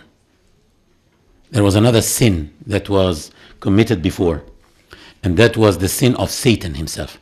When God created the human being, he ordered all the angels and everybody to bow down for this creature. Everybody did except one. And God blamed him in the Quran, Satan. He said, why didn't you prostrate yourself to the one that I created with my hands? He said, because I am better than him. You created me from fire and you created him from clay. I am white and he's black. I am European and he's Arab. I am Arab and he's Indian. I am Indian and he's Malay. So according to Islam, the original sin, the challenge which is challenging each and every one of us, was not a fruit that was eaten from a tree, but rather it is racism. Not to think yourself superior because of your color, race, or sex. And the rest of the verse says, God said, get out from paradise, you cannot be a racist here. So according to Islam, racists have no place in paradise. When we see what Islam did with the issue of, can we turn off this? Turn it on, please. Racism, slavery. Slavery actually was dealt with in America by a law that was issued in the Congress, and it was signed by Abraham Lincoln. Push the laptop, huh? Okay. Good. And actually, this led to a 5 years civil war, about 1 million casualties, 500,000 dead, 500,000 were wounded or handicapped. And I have no problem with this. American can tell you this is the price of freedom, and we have no problem with this. And actually, Algerians gave 1.5 million for their freedom, and we are ready to give 10 million for Palestine, by the way. I have no problem with this. But the problem mainly is in the social problem. Because of this, after 150 years from the issuance of this law, still there was segregation. Still the blacks couldn't sit on the seats of the whites in the buses. Still the blacks couldn't drink from the water faucets of the whites. What Islam did, Islam looked at slavery, because Islam cannot be blamed for slavery. Islam came to the world to find slavery there. The world was masters and slaves. Islam saw that slavery is a river which is growing because of the 7 main sources that are feeding this river. War, people go to war, they capture prisoners of war. Prisoners of war become slaves. Debts, people who are indebted, they can become slaves to those to the lenders. Selling kids, people can have like 10 kids, they can't feed them all, they can liquidate 2. Or maybe some noisy kids, they can sell them. Selling oneself, someone can go and say, I'm giving myself to you as a gift. I want to be your slave. Just feed me and give me shelter. Kidnapping, committing crimes. Some people, if they are caught with their crime, they can become the slaves of those whom the crime was committed against. And heredity, people who are born from slaves. Even if one of the parents was is a free man, actually just because the mother is a slave girl, he or she will become a slave. Okay? Islam blocked these in a certain way and then started to open drainages to drain the water quickly. So Islam made it voluntary to go to paradise. You have to free slaves. God said in the Quran, فَلَقْتَحَمَ الْعَقَبَةَ وَمَا أَدْرَاكَ مَا الْعَقَبَةُ فَكُّ رَقَبَةٍ. How come you want to go to paradise if you don't pass the real test? And how can I tell you about the real test? It is freeing a slave. There is the master-slave agreement, which is a genius solution that Islam introduced. Actually, the Muslim slaves in America, they introduced it to the American society, which is, God says in the Quran, in Surah An-Nur, those among your slaves who seek an emancipation agreement, write for them an emancipation agreement and give them out of the wealth of Allah that He gave to you, which means Actually, this happened from Abdul Aziz. He was a Tanzanian Quran teacher who was hunted by the slave hunters in Tanzania, and he was sold in America. And there he told his master in Michigan, can we please write an agreement? You are the first party, I'm the second party, and you tell me how much I'm worth. That's all I want from you. And then if I solicit the money, if I borrow the money, if I work after hours and get the money, I can buy my own freedom. Actually, Islam says, and give them out of the wealth of Allah, which means, and the master have to donate 25%, and in some schools of thought, 33%. This led to what? To the social, to the disappearance of the social problem itself. Because this way, the slaves felt that the masters are helping them to gain their freedom. That's why within like 20, 30 years, the word slave started to disappear, and a new word appeared called Mawali, which means the ex-slave. Some ex-slaves refused to leave their masters and they stayed living with them. Because of this, zakah, one of the ways we spend our zakah, and this is clear in the Quran, through buying slaves and freeing them on spot. Atonement for different crimes, like if you break a vow, you have to free a slave. If you break your fast in Ramadan without an excuse, you have to free a slave. If you kill someone accidentally, you have to free a slave. I will stop at this because they are pointing, and actually this is something that takes me like 45 minutes to explain. So it's very easy to throw on Islam in 10 minutes like 1,000 misconceptions, but it's very difficult to explain it like that. I will just end with this. Killing someone accidentally. You kill someone in an accident. You have to free a slave, which means the Islam here equated, he made it equal, life to freedom. You take life from someone by accident, you give life to someone dead. You give freedom to someone who's a slave, actually. This way, Islam dealt with slavery by dealing with the root causes itself, not with just the symptom. I have to end. Okay. Thank you very much. Can you please answer the question about creating mischief? Mischief in the earth is the Arabic word is أو فساد في الأرض. Fasad في الأرض is someone like who is a terrorist, who is killing like people, cutting the roads and so on. Doesn't mean criticizing Prophet Muhammad at all. At the time of Prophet Muhammad, there were people criticizing Prophet Muhammad. And even some of their own relatives said to the Prophet, allow us to kill them or get rid of them. He didn't agree on this. So no, criticizing Prophet Muhammad as long as with respect, it's okay. But slandering people is not allowed. To slander people is not allowed. If, according to the Sharia, by the way, if someone calls someone else son of a B word, he get 80 lashes on his back. Why? Because it is the right of every woman to stay at home and her honor and dignity is saved. Is secure. She can't stay at home and or in her office and someone else is calling her something dirty. So this is anyone actually who slanders people has to be punished. Thank you very much. Now we will have to take some questions from the audience because this session was mainly meant for the audience. Do we have any questions from the audience? Okay, we have sisters over there. I will start with the sister in the back and then take you after that. Assalamu alaikum. Hi, this question is for Hege Storhaug. On your website is pictures of Muslims being portrayed like terrorists, molesters and womanizers.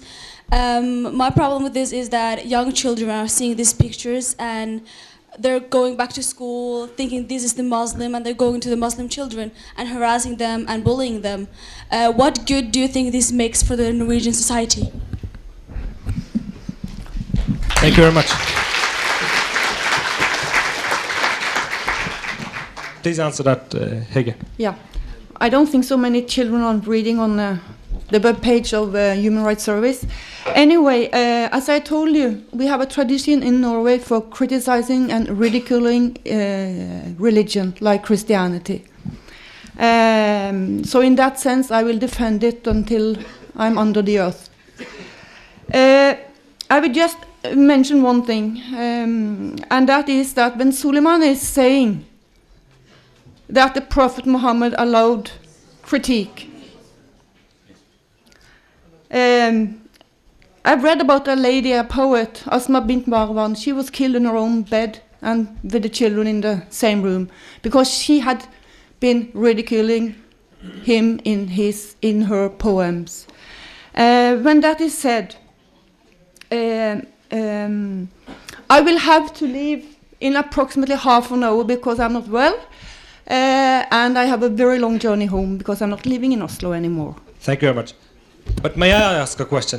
Yeah. Just because maybe not so many children are watching those pictures, but what if the children are exposed to those pictures that make Muslims look like terrorists, people who molest women, who kill women? Do you think that is a good image? Do you think that's a positive contribution to the society to label a group like these are the terrorists, these are the enemy, creating hatred? Why is that a positive thing for the people? I think that it will be very easy. It will be very easy to explain a child what is wrong and what is right, and that there are many Muslims in the world who won't support violence against women, for example. So you have to distinguish, and you have to also learn children to be critical, to use their critical sense. That is a basic fundament in our society. And that doesn't mean that you are supposed to spread hate. That's something very, very different. And that I never will support. So why don't you have pictures from the positive side of the Muslims, just from the negative side? Because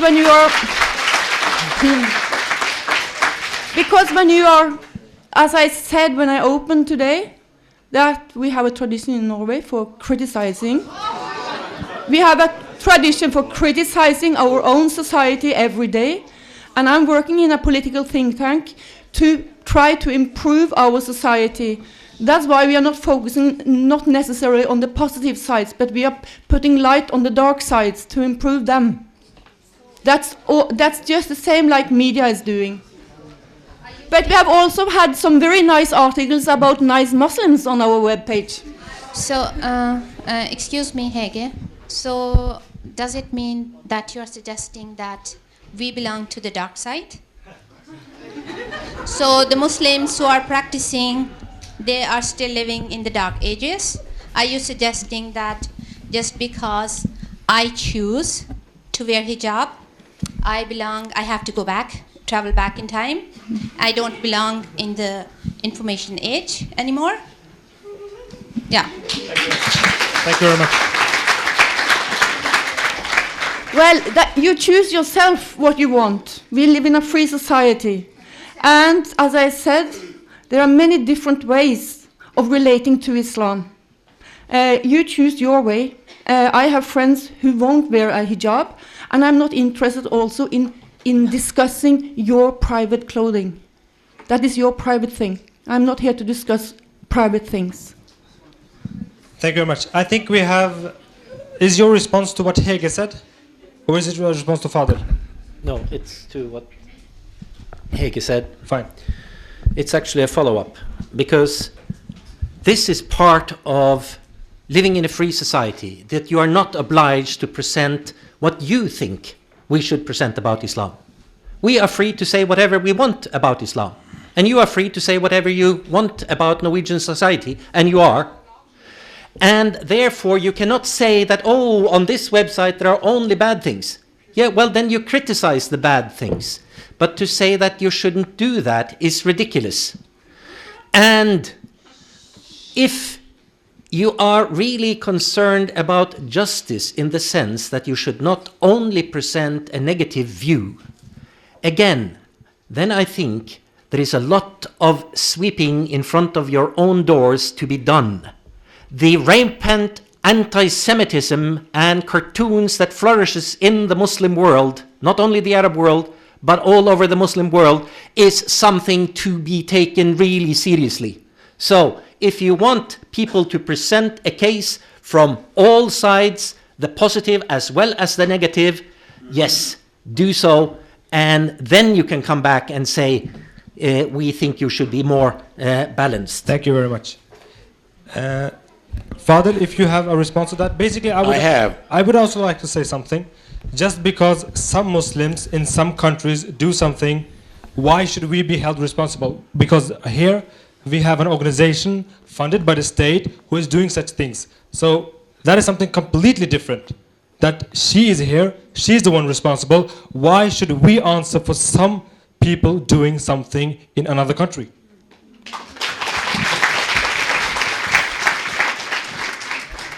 answering the issue of Asma bint Marwan, the poet, the woman who was killed because she criticized Prophet Muhammad, I actually need to tell you the story. It's a very beautiful story. This woman is a poet. She made poetry against Prophet Muhammad. So a blind man went to kill her. He entered the tent. He started counting the kids on her, with her. He said, I found them 5. And then he put the sword on her stomach. And then he killed her. And she's just like clapping like that for him. This is an unauthentic story. There is not one book mentioned it as an authentic story. It's even a very funny story. It's not there. So this is number one when it comes to Asma bint Marwan. Let me now talk about anti-Semitism, and I'm very glad that Lars opened this issue. Actually, what angered the Muslims with the cartoon in Denmark was not the cartoon itself. It was actually the way the Anders Rasmussen, the Danish prime minister at that time, responded by saying, this is freedom of speech. A cartoon for a man with a bomb-shaped turban as Prophet Muhammad, this is freedom of speech. But had this cartoon been for a chief rabbi with a bomb-shaped hat, he could have never said so or lose office in 24 hours. This is the problem now. Muslims are fed up with dealing with them with double standard. We are like the Jews. We have feelings like the Jews. When we're hungry, we eat food like the Jews. Thirsty, we drink water like the Jews. Exactly. Treat us half the way you treat the Jews. So this is really a big issue here. So anti-Semitism is a big issue, but Islamophobia is not a problem at all. No, excuse me. By the way, the Quran tells us a lot about the Jews. And in the Quran, there is, of course, criticism and there is also praise. The Quran says about the Jews the following. And we have made from among them leaders guiding humanity when they showed patience and perseverance. And at the same time, the Quran said, why did, telling the Jews, if you really believers, why did you kill all those prophets? No one, of course, will agree on killing the prophets. Okay, so the issue is, no, Islam tells us to be objective with the Jews and with anyone. But the problem is we are fed up with dealing with double standard with us. Thank you very much. Now we will have a question from the backside.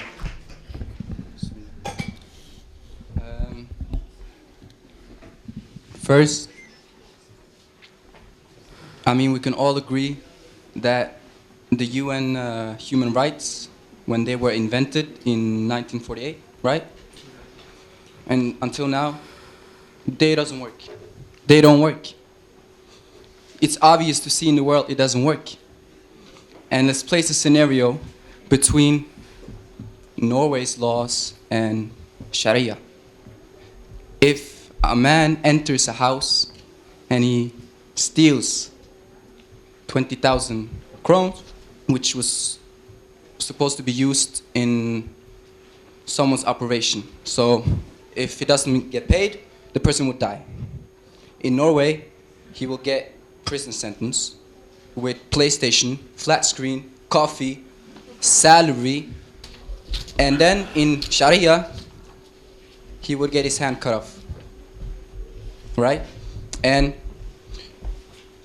which one of these two persons would not do the crime? I mean, if he was under this law of Norway or under the Sharia. Most surely, he would not do it if he was under the Sharia. So it makes a better society, and that's what we all want, right? Yes. And it doesn't work. The UN doesn't work. Thank you very much.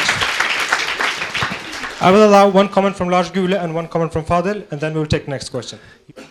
When is a society so perfect that it is justified to cut off a hand? Oh, we can't do it, and this is good, because Muslims have realized we can't go around chopping off hands. It doesn't make any sense. We have to make society perfect first, and then if you violate the law, then we will do it. When? Now, the point, mischief or corruption on earth. What does it mean? It means nothing and everything. That's why you can use these vague terms the way you want. How did they use it? in Iran judge blood. Oh, you don't agree with us. You are a spreader of corruption on earth. We will kill you. And judge blood killed hundreds and hundreds. And you can say, well, why should we be responsible? Because you didn't protest. Because you're not protesting. And when you are saying that we want to present Islam and then you should judge Islam from the highest standards of Islam itself, not what people are mistakenly practicing. Well, the Prophet continued to keep slaves. He did not free all of them. He kept slave women and had sex with them. The Prophet... Not true. Thank you very much. Okay, that was... No. Excuse me. The question was about the cutting of hands, so we will... And there has been a lot... There has been a lot of comments here. And it is important to clarify. Mawali are not former slaves. The Mawalis are tribes that joined Islam late and became clients of patrons.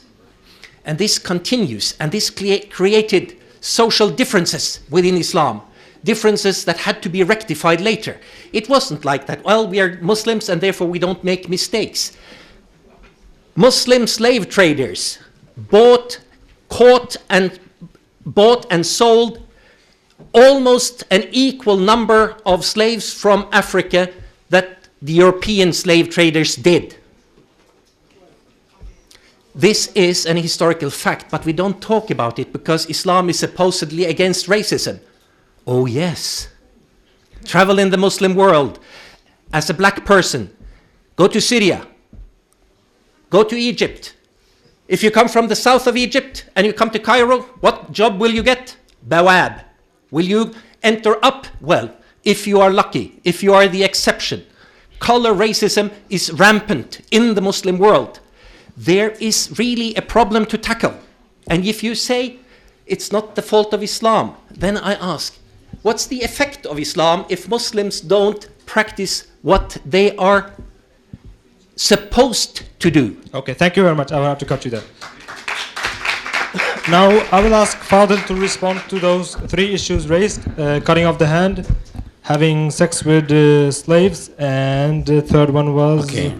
And mischief and slaves oppressed. We're going around ourselves.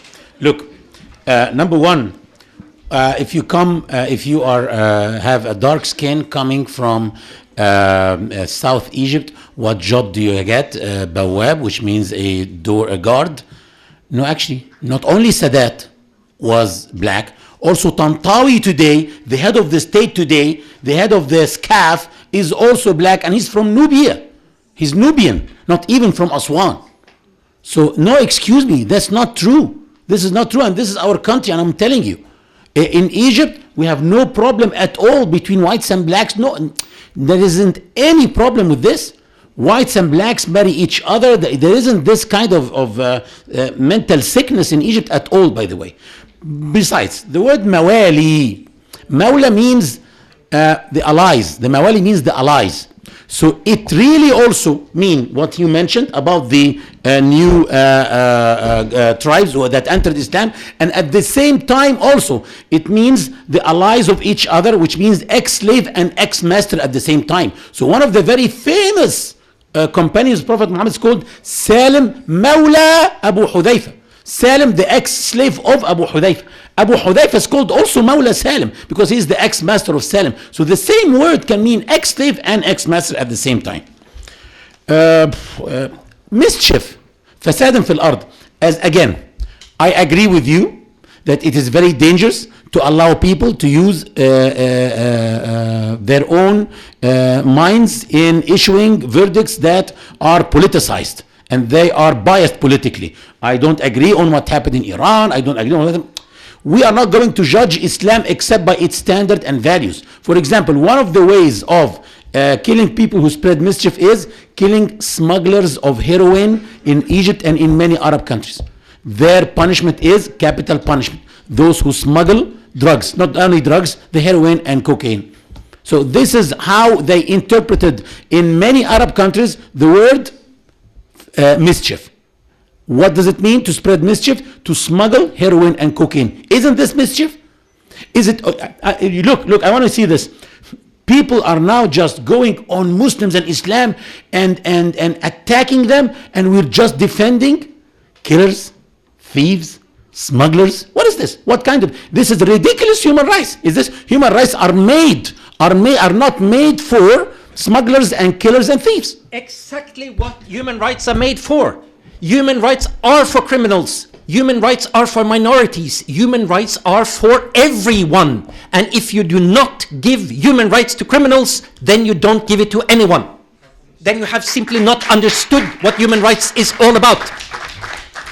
Fadel, you didn't respond on the issue of the Prophet Muhammad having sex with slave girls. Okay. Listen. In Islam, there should be a legitimate relationship in order to be sexual intercourse between a man and a woman. And Islam came to this world and to find there are two different types of social relationships: marriage and relationship with the slave girl.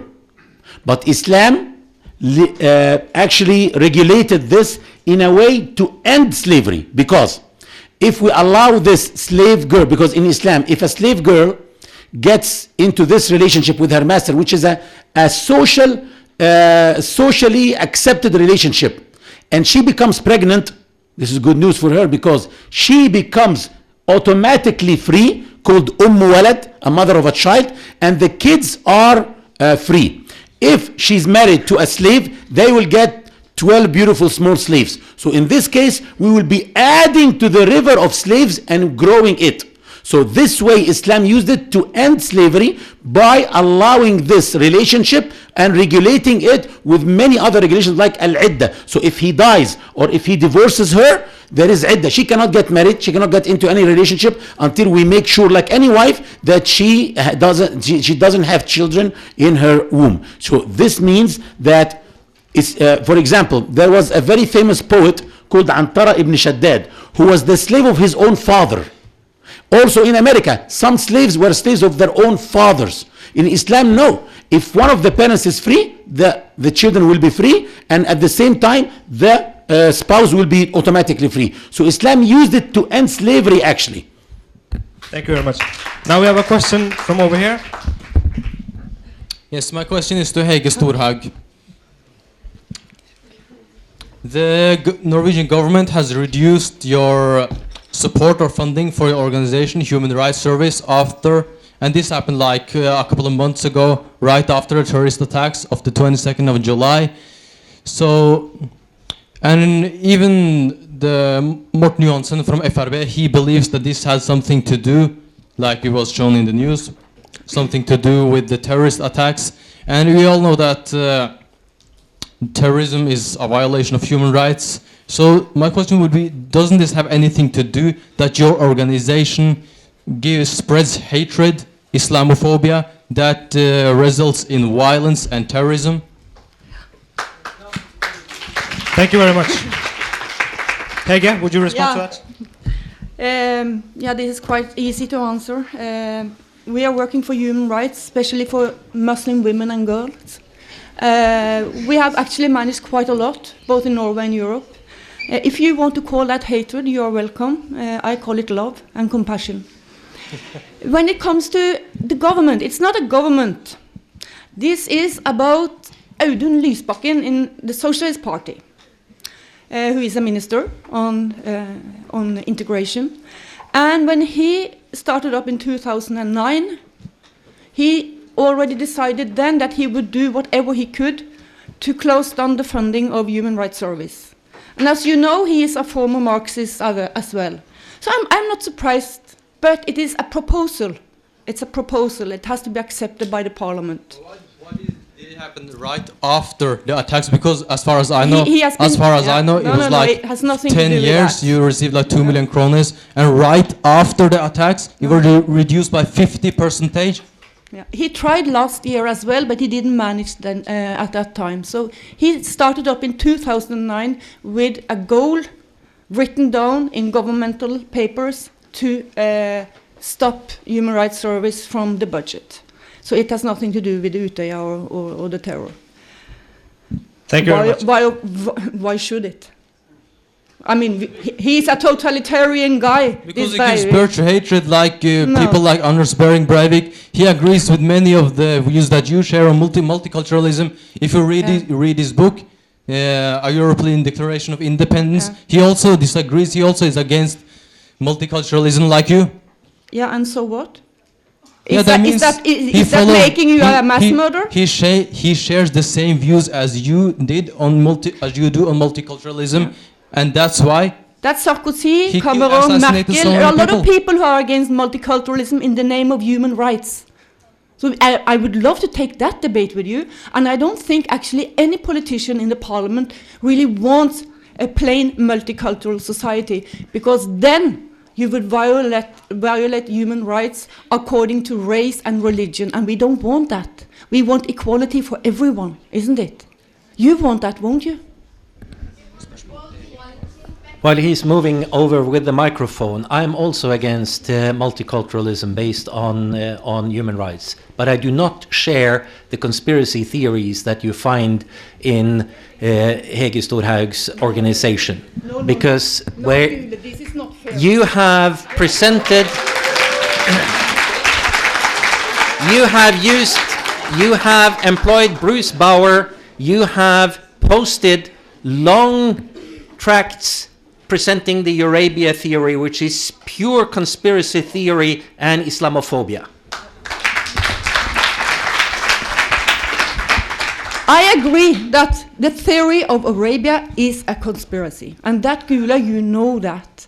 Now you are making a discussion which is actually a non-existing. When it comes to Bruce Bauer, I will though defend Bruce Bauer. He is a freedom-loving author. And I mean, Bruce is not a harmful, conspirative person. I know him personally. I can really assure you. Don't worry, he is a good guy. Fadel, do you have a short comment for that? Or no? No? Fantastic. Question from the system. Internal Norwegian discussion. Is it working? Yeah. I have a comment on the Cairo Declaration. You said it was made to protect the God, Muhammad, and Islam, and we Muslims believe that God protects himself. Muhammad is protected by God, and Islam is protected by the believers, the Muslim believers. By the way, isn't that so, Mr. Hege Soliman? That in Islam is like you have to protect your slaves, you have to feed them like you feed yourself, like your family, you have to treat them with dignity, and you have to, you know, this way. That's Thank you for allowing to speak again about this, because actually... Thank you very much. Before you answer that question, I will take one more question, because we have talked. Let me just deal with this quickly. Very quickly then, okay? Very quickly, as I promised. Thanks. What Islam did is that Islam made people lose interest in having slaves, because if you free the slaves on spot on one day, you are also wronging the masters, because they didn't do anything wrong. They are actually following the law. The law is allowing them to invest their money in slaves, and if you free them on spot, they lose their wealth. So what Islam did is that he put some limitations that makes people not interested in having slaves. Number one, he has to eat exactly from what you eat. You buy prawns, he will buy prawns. You wear polo, he will wear polo. You understand me? The same level exactly. You can't tell him to do something. You have to tell him to help you in carrying this chair or this table. If you slap your slave, automatically he is free. So with all this, let me tell you that by time, slaves became the kings. There was a dynasty for 600 years called Dawlat al-Mamalik, the dynasty of the slaves. They became kings. And one of the Sharia scholars said, this can't be, this can't happen. They cannot be the kings and princes like that. So what he did is, he sold them to the government, and the government then emancipated them in order to rule. Thank you very much. I have to say that Islam is based on respect, and I can't see that there's any respect from you, actually. if you're thinking about the cutting of hand and that, I think it's we Muslims, we got this, how should I say, this law that we can't steal from people. I think it's better to know that we're actually, how can I say that?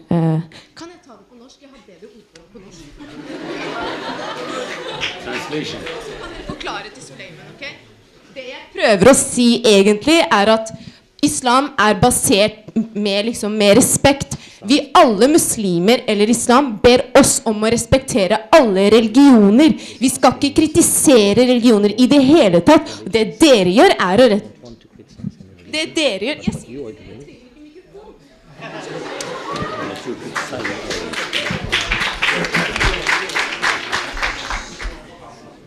Det på kamera også. Ok, greit, ja.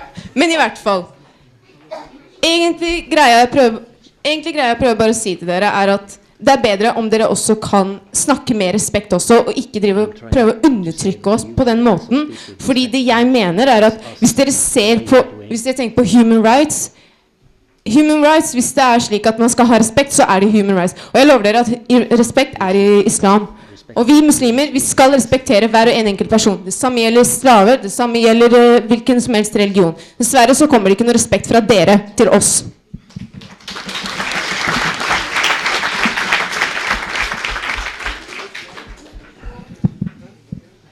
That was more than that was not a question, that was really a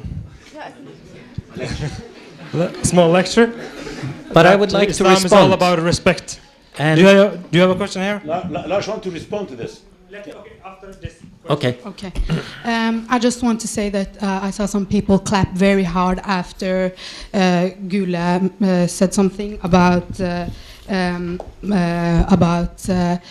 the thing about chopping off the hands. I just want to say that we as Muslims, we do not support people who chop off hands because a person said, I do not believe in Allah. That is haram. We support Islam. We defend Islam. We don't defend those people who chop off hands without a reason. That you must know. And another thing is that you talk about human rights and that criminals must have human rights. Yeah, of course, criminals have human rights. But what do you mean when you talk about Islam in that way? I don't quite understand. You say that they don't have. We mean they have human rights, just as you.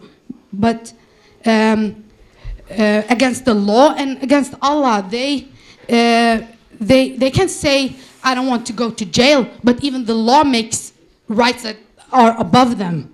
You know? You understand what I mean? But and no, I just have to explain this. The law makes a criminal not do what he do. He takes away his human rights. You know? The law does that.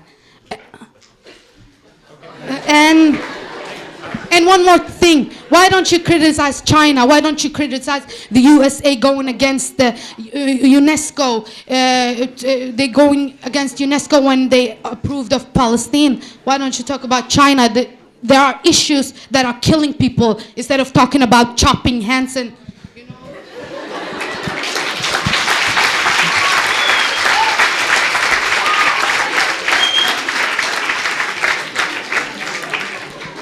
Thank you very much, sister. I think those questions were to Lars. I would like Lars Gule to respond to those questions.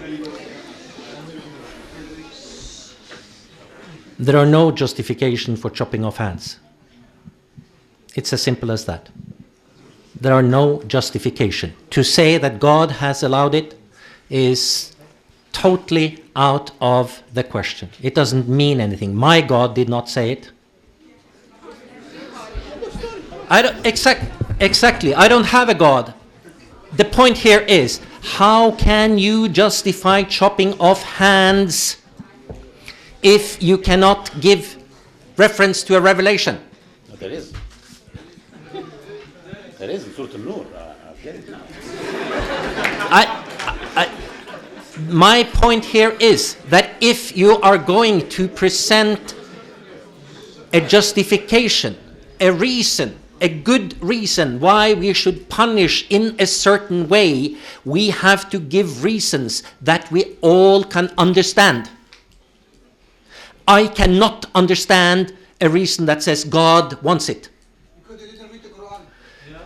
Because I don't believe in the God. It doesn't matter. There are Buddhists who have read the Quran and they disagree with you. There are Christians who have read the Quran and they disagree with you. There are atheists like me who have read the Quran and disagree with you. The point is that you say this is a revelation. It is not a revelation to me. It is not a revelation to the majority of the people on this earth. It means we need a common language, and that language cannot be religious. That language has to be reason. And you can find good reasons in your religion to trust reason. And that is why we have developed over the centuries from vengeance, from retaliation, to rehabilitation, to a civilized behavior against criminals. And that is what human rights is all about. Someone back there said, you show no respect. True, I do not show any respect for any religion because I don't believe in them. Respect means to hold in high regard. It means to admire. It means that you should fear this. I don't. I respect. Be quiet while I'm speaking. I respect your right to have a religion. I don't respect the content of that religion. I respect your right to speak in your turn. I don't respect what you are saying. This is an extremely important distinction, and it is at the crux of the matter. This is what human rights is about. Because we believe different things, we need human rights in order to live with each other. Not because we respect the beliefs of each other, but because we respect the rights of each other, the right to have different beliefs. That is what human rights is all about. Thank you very much. When you turn it into we will now something move on that to Hege Storhaug have a response, and then Fadel will have a response, and then we will take some questions. One question from sister, and then I will go to the brother side. No, I agree 100% with Lars Gule. I think this evening here is a very good example of what respect is about. And that is respecting the individual. That is the main part of what respect is about on this earth, to respect the individual. And I would say that I will never respect any religion who are suppressing the individual, no matter what kind of religion. That is my principle. Have you ever read no, I have sister, read a sister, lot. Please. Sister, please. I have read a lot in the Quran and about Islam. But I would like to say one more thing. Sister, please. Please. Sister, please. Please. I don't think it's ignorant to have written 8 books about these issues. That's no ignorance. Fahad, you said something to me some time back now about judging all Muslims. I will never do that. Haven't you understood that I'm really not attacking all Muslims? I'm attacking the holy texts. I'm attacking negative practices who are abusing individuals. And it doesn't matter if you're a Muslim or you're a non-Muslim. It's the same. I will stand up for your rights. That is it. Do you get that? Please. Thank you very much. Fadel, do you have a response? I just want to say thank you for this evening. I will have to go home. And I really enjoyed. I have already gone over time. Before you leave, should we take some specific, if there are any specific questions to Hege first? And then we can I can take 2 questions, okay? Then I will leave. I was actually supposed to leave. I already before. said yes to the sister over here and the brother over there, so there have to be those 2. I'm sorry.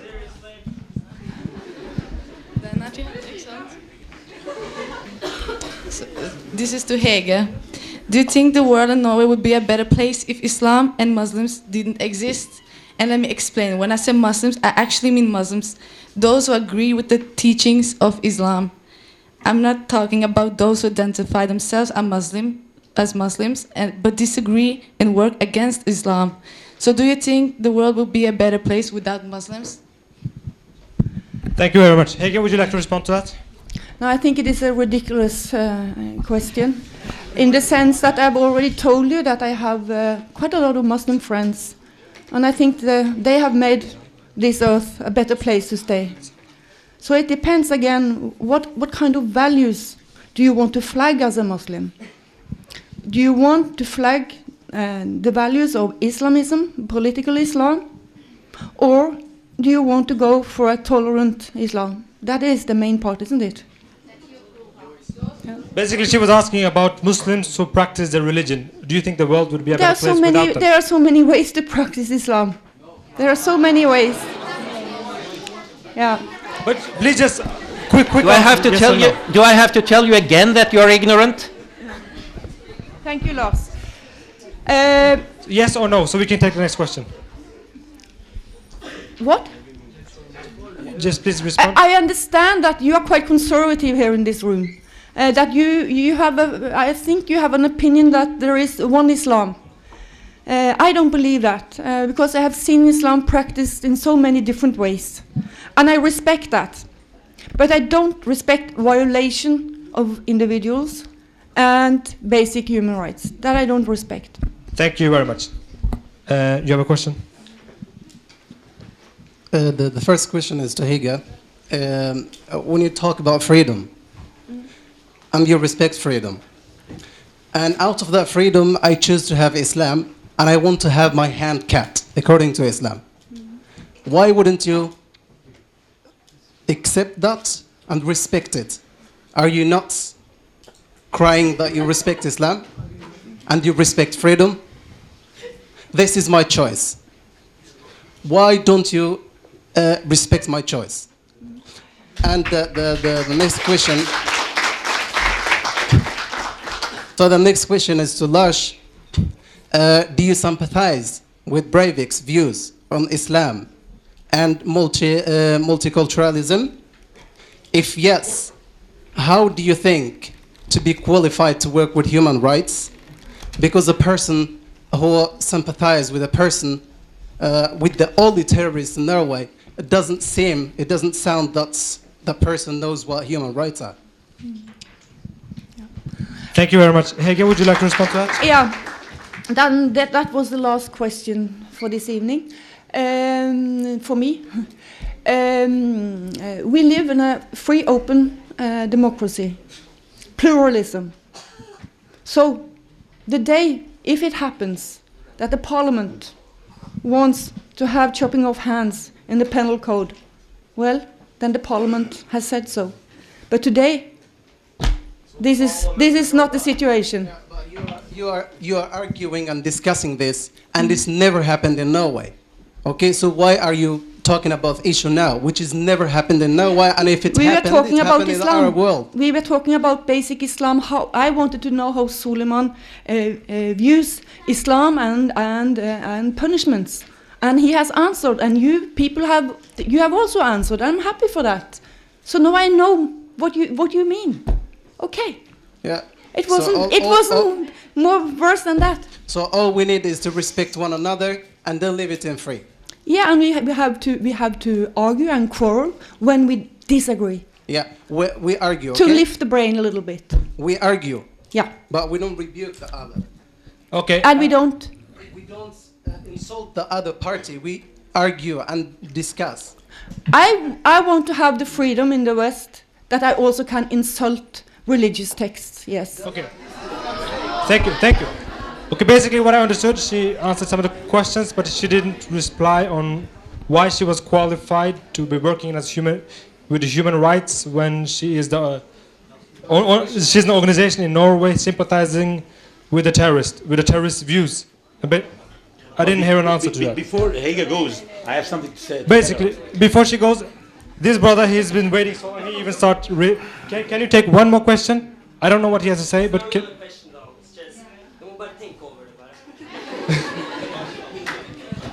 Well, it's about the lady in the front, and I'm representing all the women. So, yeah, I'm talking on behalf of you. Hege, so you don't want to talk about her personal thing, right? Then why are you making fun of it? Posting pictures with men with beard and making fun of a woman with niqabs. I mean, she wants to dress modest, right? So let her be. That's her human right thing to do. So, and wait, they are not living in the dark ages, but you are trying to look like they do. So why is Islam the victim of your way trying to be funny? No wonder why kids are being insulted in the schools nowadays. It's because of what you do. So stop. Thank you very much. Hege, would you like to make a comment on that?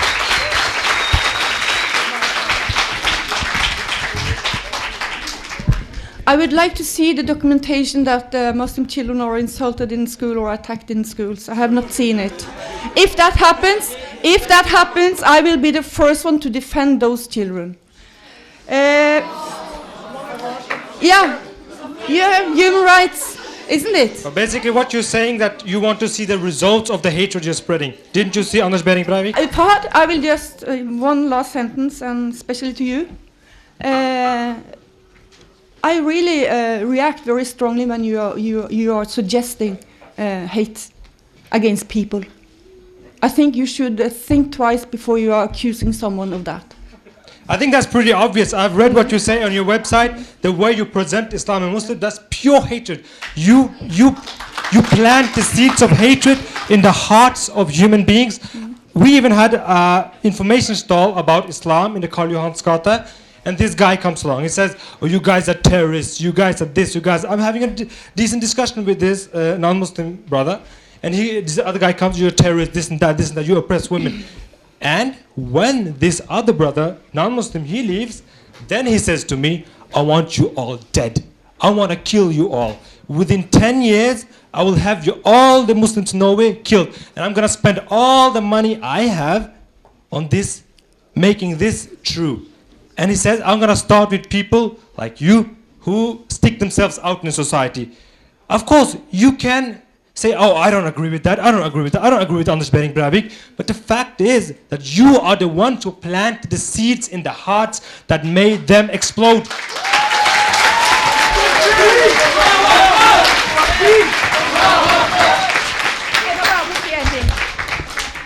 So then, Fahad, the last from me to you. Why didn't Breivik mention us in his manifest?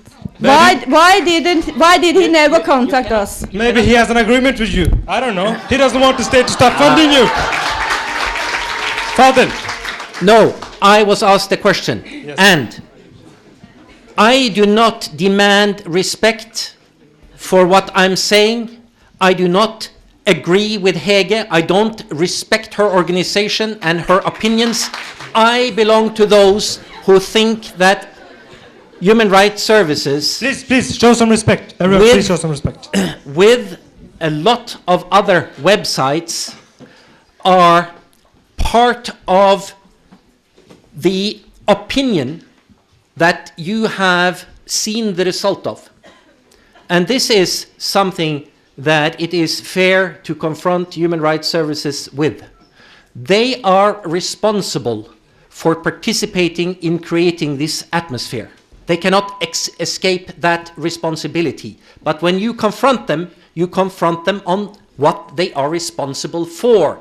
And they are not responsible for the atrocities in Norway on the 22nd of July. There is only one person who is responsible for that. And I was asked, do you sympathize with his views? No, I have argued against Behring Breivik on the internet. I am one of those that Fjordman tries to ridicule and have ended up in Behring Breivik's manifesto as one of the multiculturalist enemies that should be targeted. So don't talk to me because I disagree with multiculturalism on a fundamentally philosophical basis and based on human rights that I should belong in the same category as that terrorist. That doesn't make any sense at all. In short, I was going to ask, especially the girls here today. Excuse me, but are you oppressed? Ah, very good. Good for you. My point here being that a lot of you are young people, and you think you know your religion, and you know a lot, but you do not know everything, and you do not know everything about how Islam is perceived, how Islam is understood by the 1.5 billion Muslims in the world. You think you know how it should be practiced. Well, good for you. But the majority of Muslims in the world practices it differently. And when I talk about Islam, I'm not talking about your Islam specifically. I'm talking about the Islam that I've studied for 30 years and that exists in almost 1.5 billion different ways in the world. You can say that, oh no, they are kafir, they are wrong, they think you are wrong. Thank you very much. Sheikh, before I just have to, the brother, he mentioned that that comment of you sympathizing with Breivik was not meant for you. That was meant for Hege Storhaug. Is that correct? No, I was noting it down as a direct question. Okay, and I also want to respond to one thing that you said. That is that Hege Storhaug or arrest could not be held responsible of Anders Behring Breivik. I never meant that Hege Storhaug directly is the one responsible, because she's not the one who did it. But the fact is that if you, for example, there is a child, and you tell the child, this is your enemy, this is your enemy, this is your enemy, 100, a million, a billion times, and these people are so bad, these people are terrorists, we have to make these people disappear from the earth. That's how you make them feel. And that is the result. So she's planting the seeds. She's putting water on the plant, and when the plant grows, it's natural that the plant will give fruit. And that is Anders Behring Breivik, and you can deny it as much as you want, but that is the fact.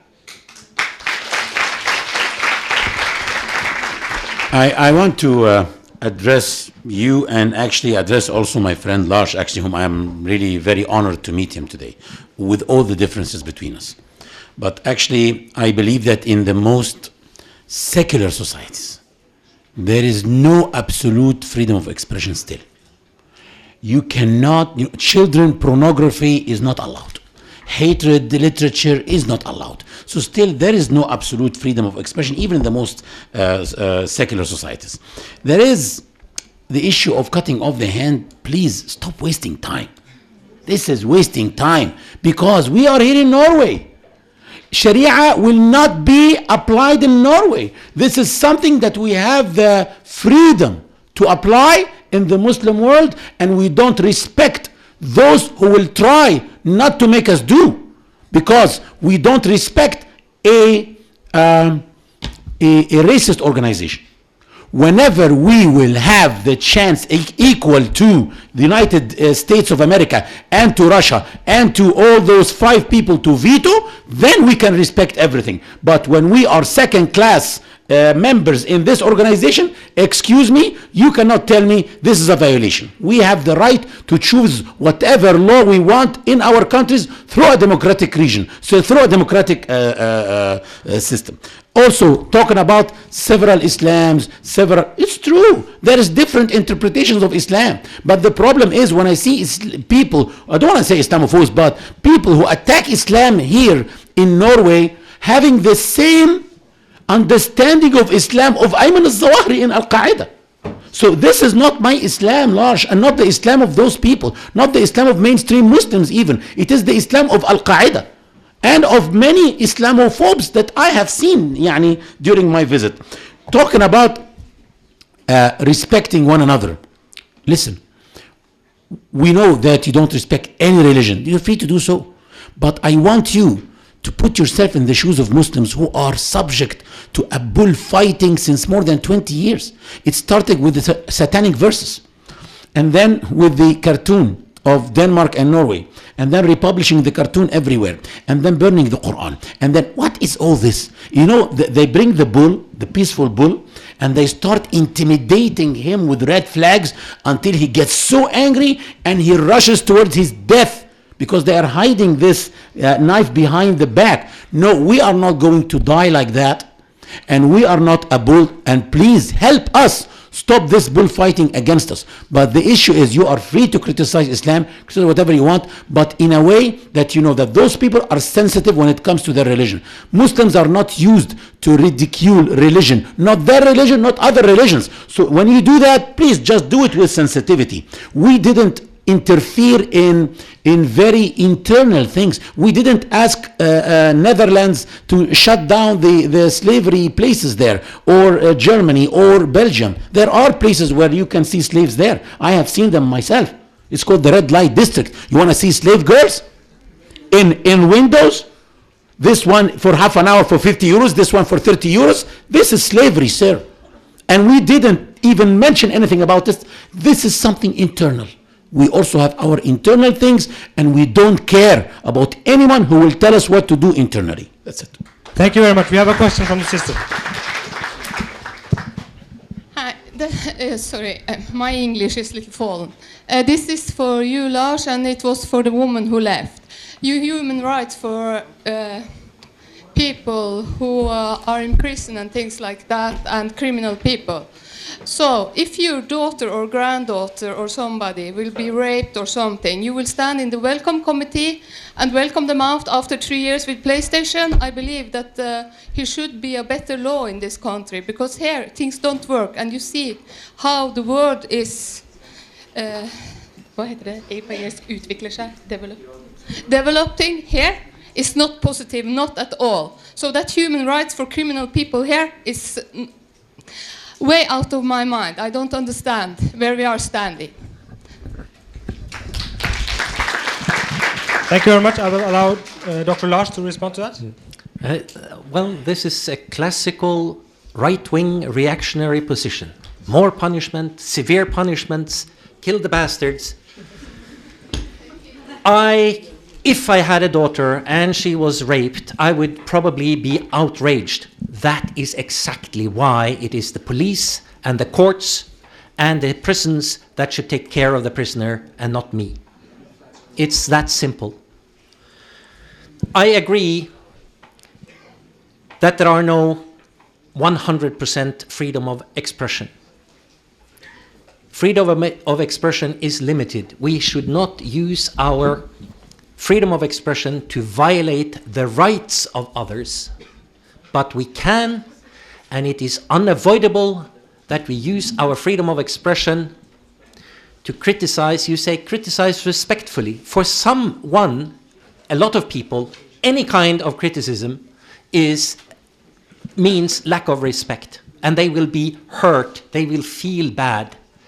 You cannot base freedom of expression on that kind of limitations. Now, I do not like to put myself forward, but when I am met by someone who are saying, and you are excused because you are new in this country, but when people are saying, oh, you're criticizing Islam, you're not criticizing the other way, Google my name, and you will see that every fucking day I am defending Muslims and I am combating Islamophobia on the internet. Next week, I am giving a course in how to go on the counter-offensive against right-wing extremism and Islamophobia.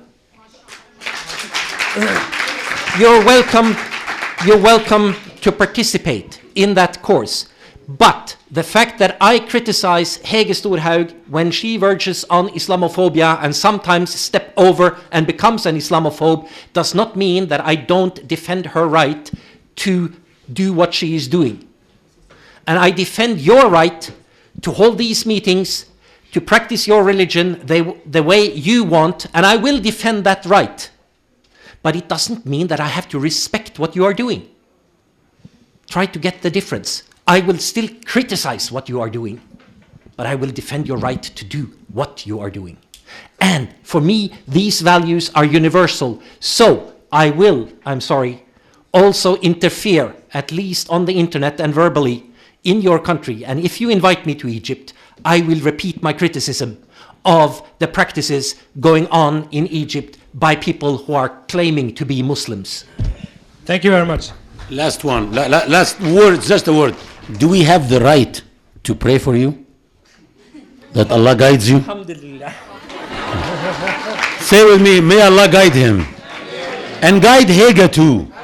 Barakallah. Okay, basically now we will have the concluding session because we don't have much more time.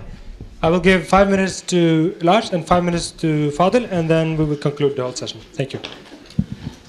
What we have seen tonight is human rights in practice. This has been organized here as an open meeting. There has been no police. Well, actually, there has been police here. And you know why? To protect you, to protect your human rights. That's why the police have been concerned. We've had a meeting where we are discussing. And although we can get really excited here, and that's fine, we are still celebrating reason. We are putting forward arguments, and we are definitely not agreeing. We are disagreeing. But this is what human rights are there to protect. They are there to protect the possibility to disagree. And this is the basis of a modern democratic state. If you cannot disagree, you cannot criticize the government, you cannot present alternative views, you cannot organize a different political party, a different political position. If you don't have if you don't have human rights, freedom of organization, freedom of expression, you cannot lobby successfully to reduce the funding for human rights services. That is human rights. And if you want to benefit from human rights, all the human rights that the Norwegian state, not totally successfully, but fairly successfully, is trying to defend and give to all its citizens, you are, in my opinion, morally obliged to accept those human rights, to defend those human rights, promote those human rights, and spread them to the rest of the world. Thank you. Thank you very much. Final 5 minutes from Fadel.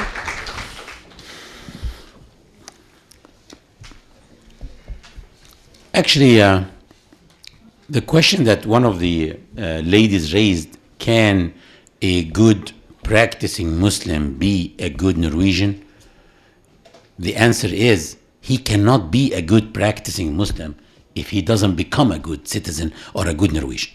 Because one of the main aspects of Islam is to respect the law of the country. The law of this country is not Sharia. Khalas.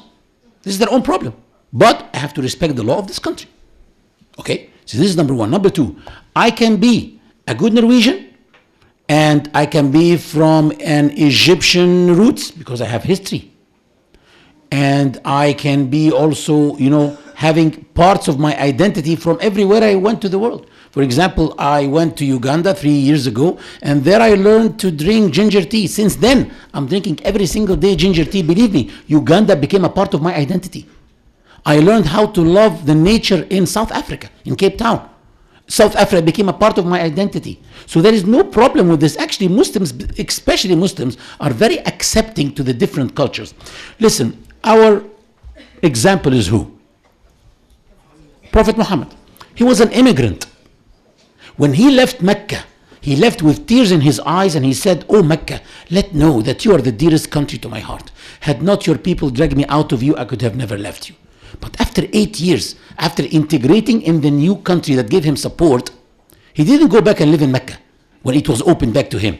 And he stayed in Medina. He said, "Oh Allah, let know that I am like one of the people of Medina. Had not I been born in Mecca, I could have been one of the people in Medina. If the people in Medina go anywhere, I'll be following them."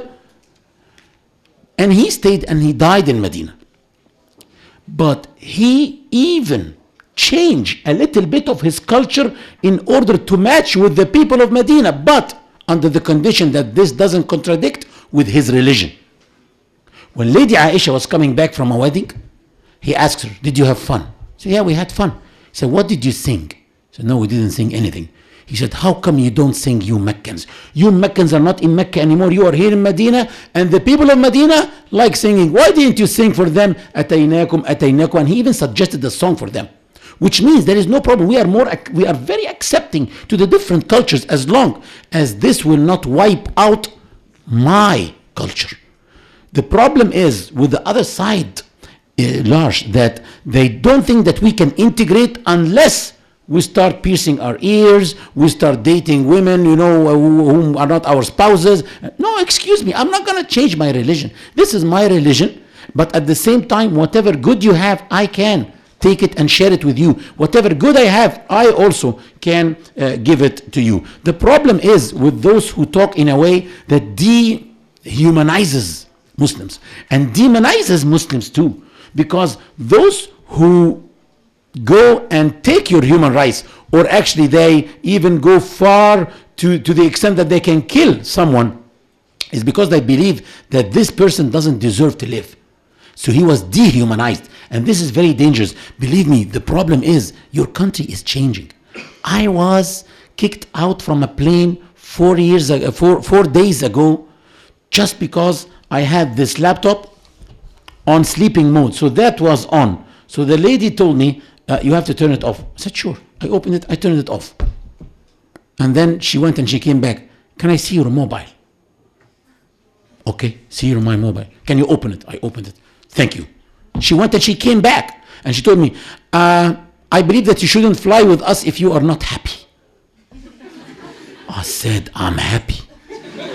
She said, no, you don't look happy. I said, please tell me how to prove to you that I am happy.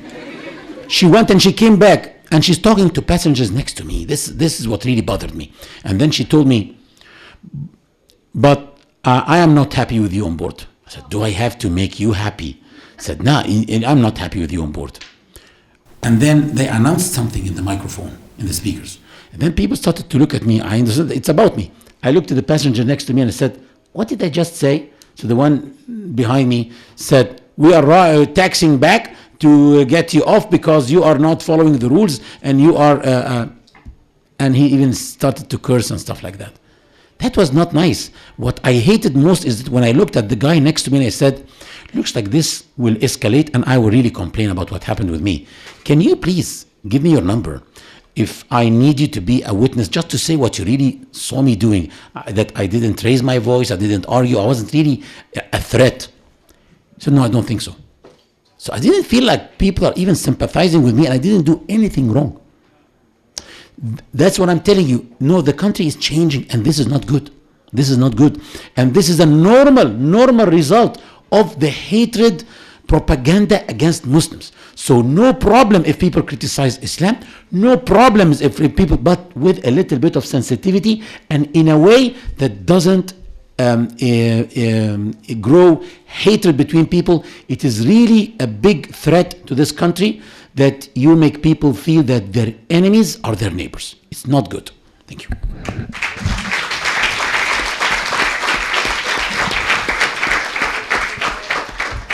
Thank you very much.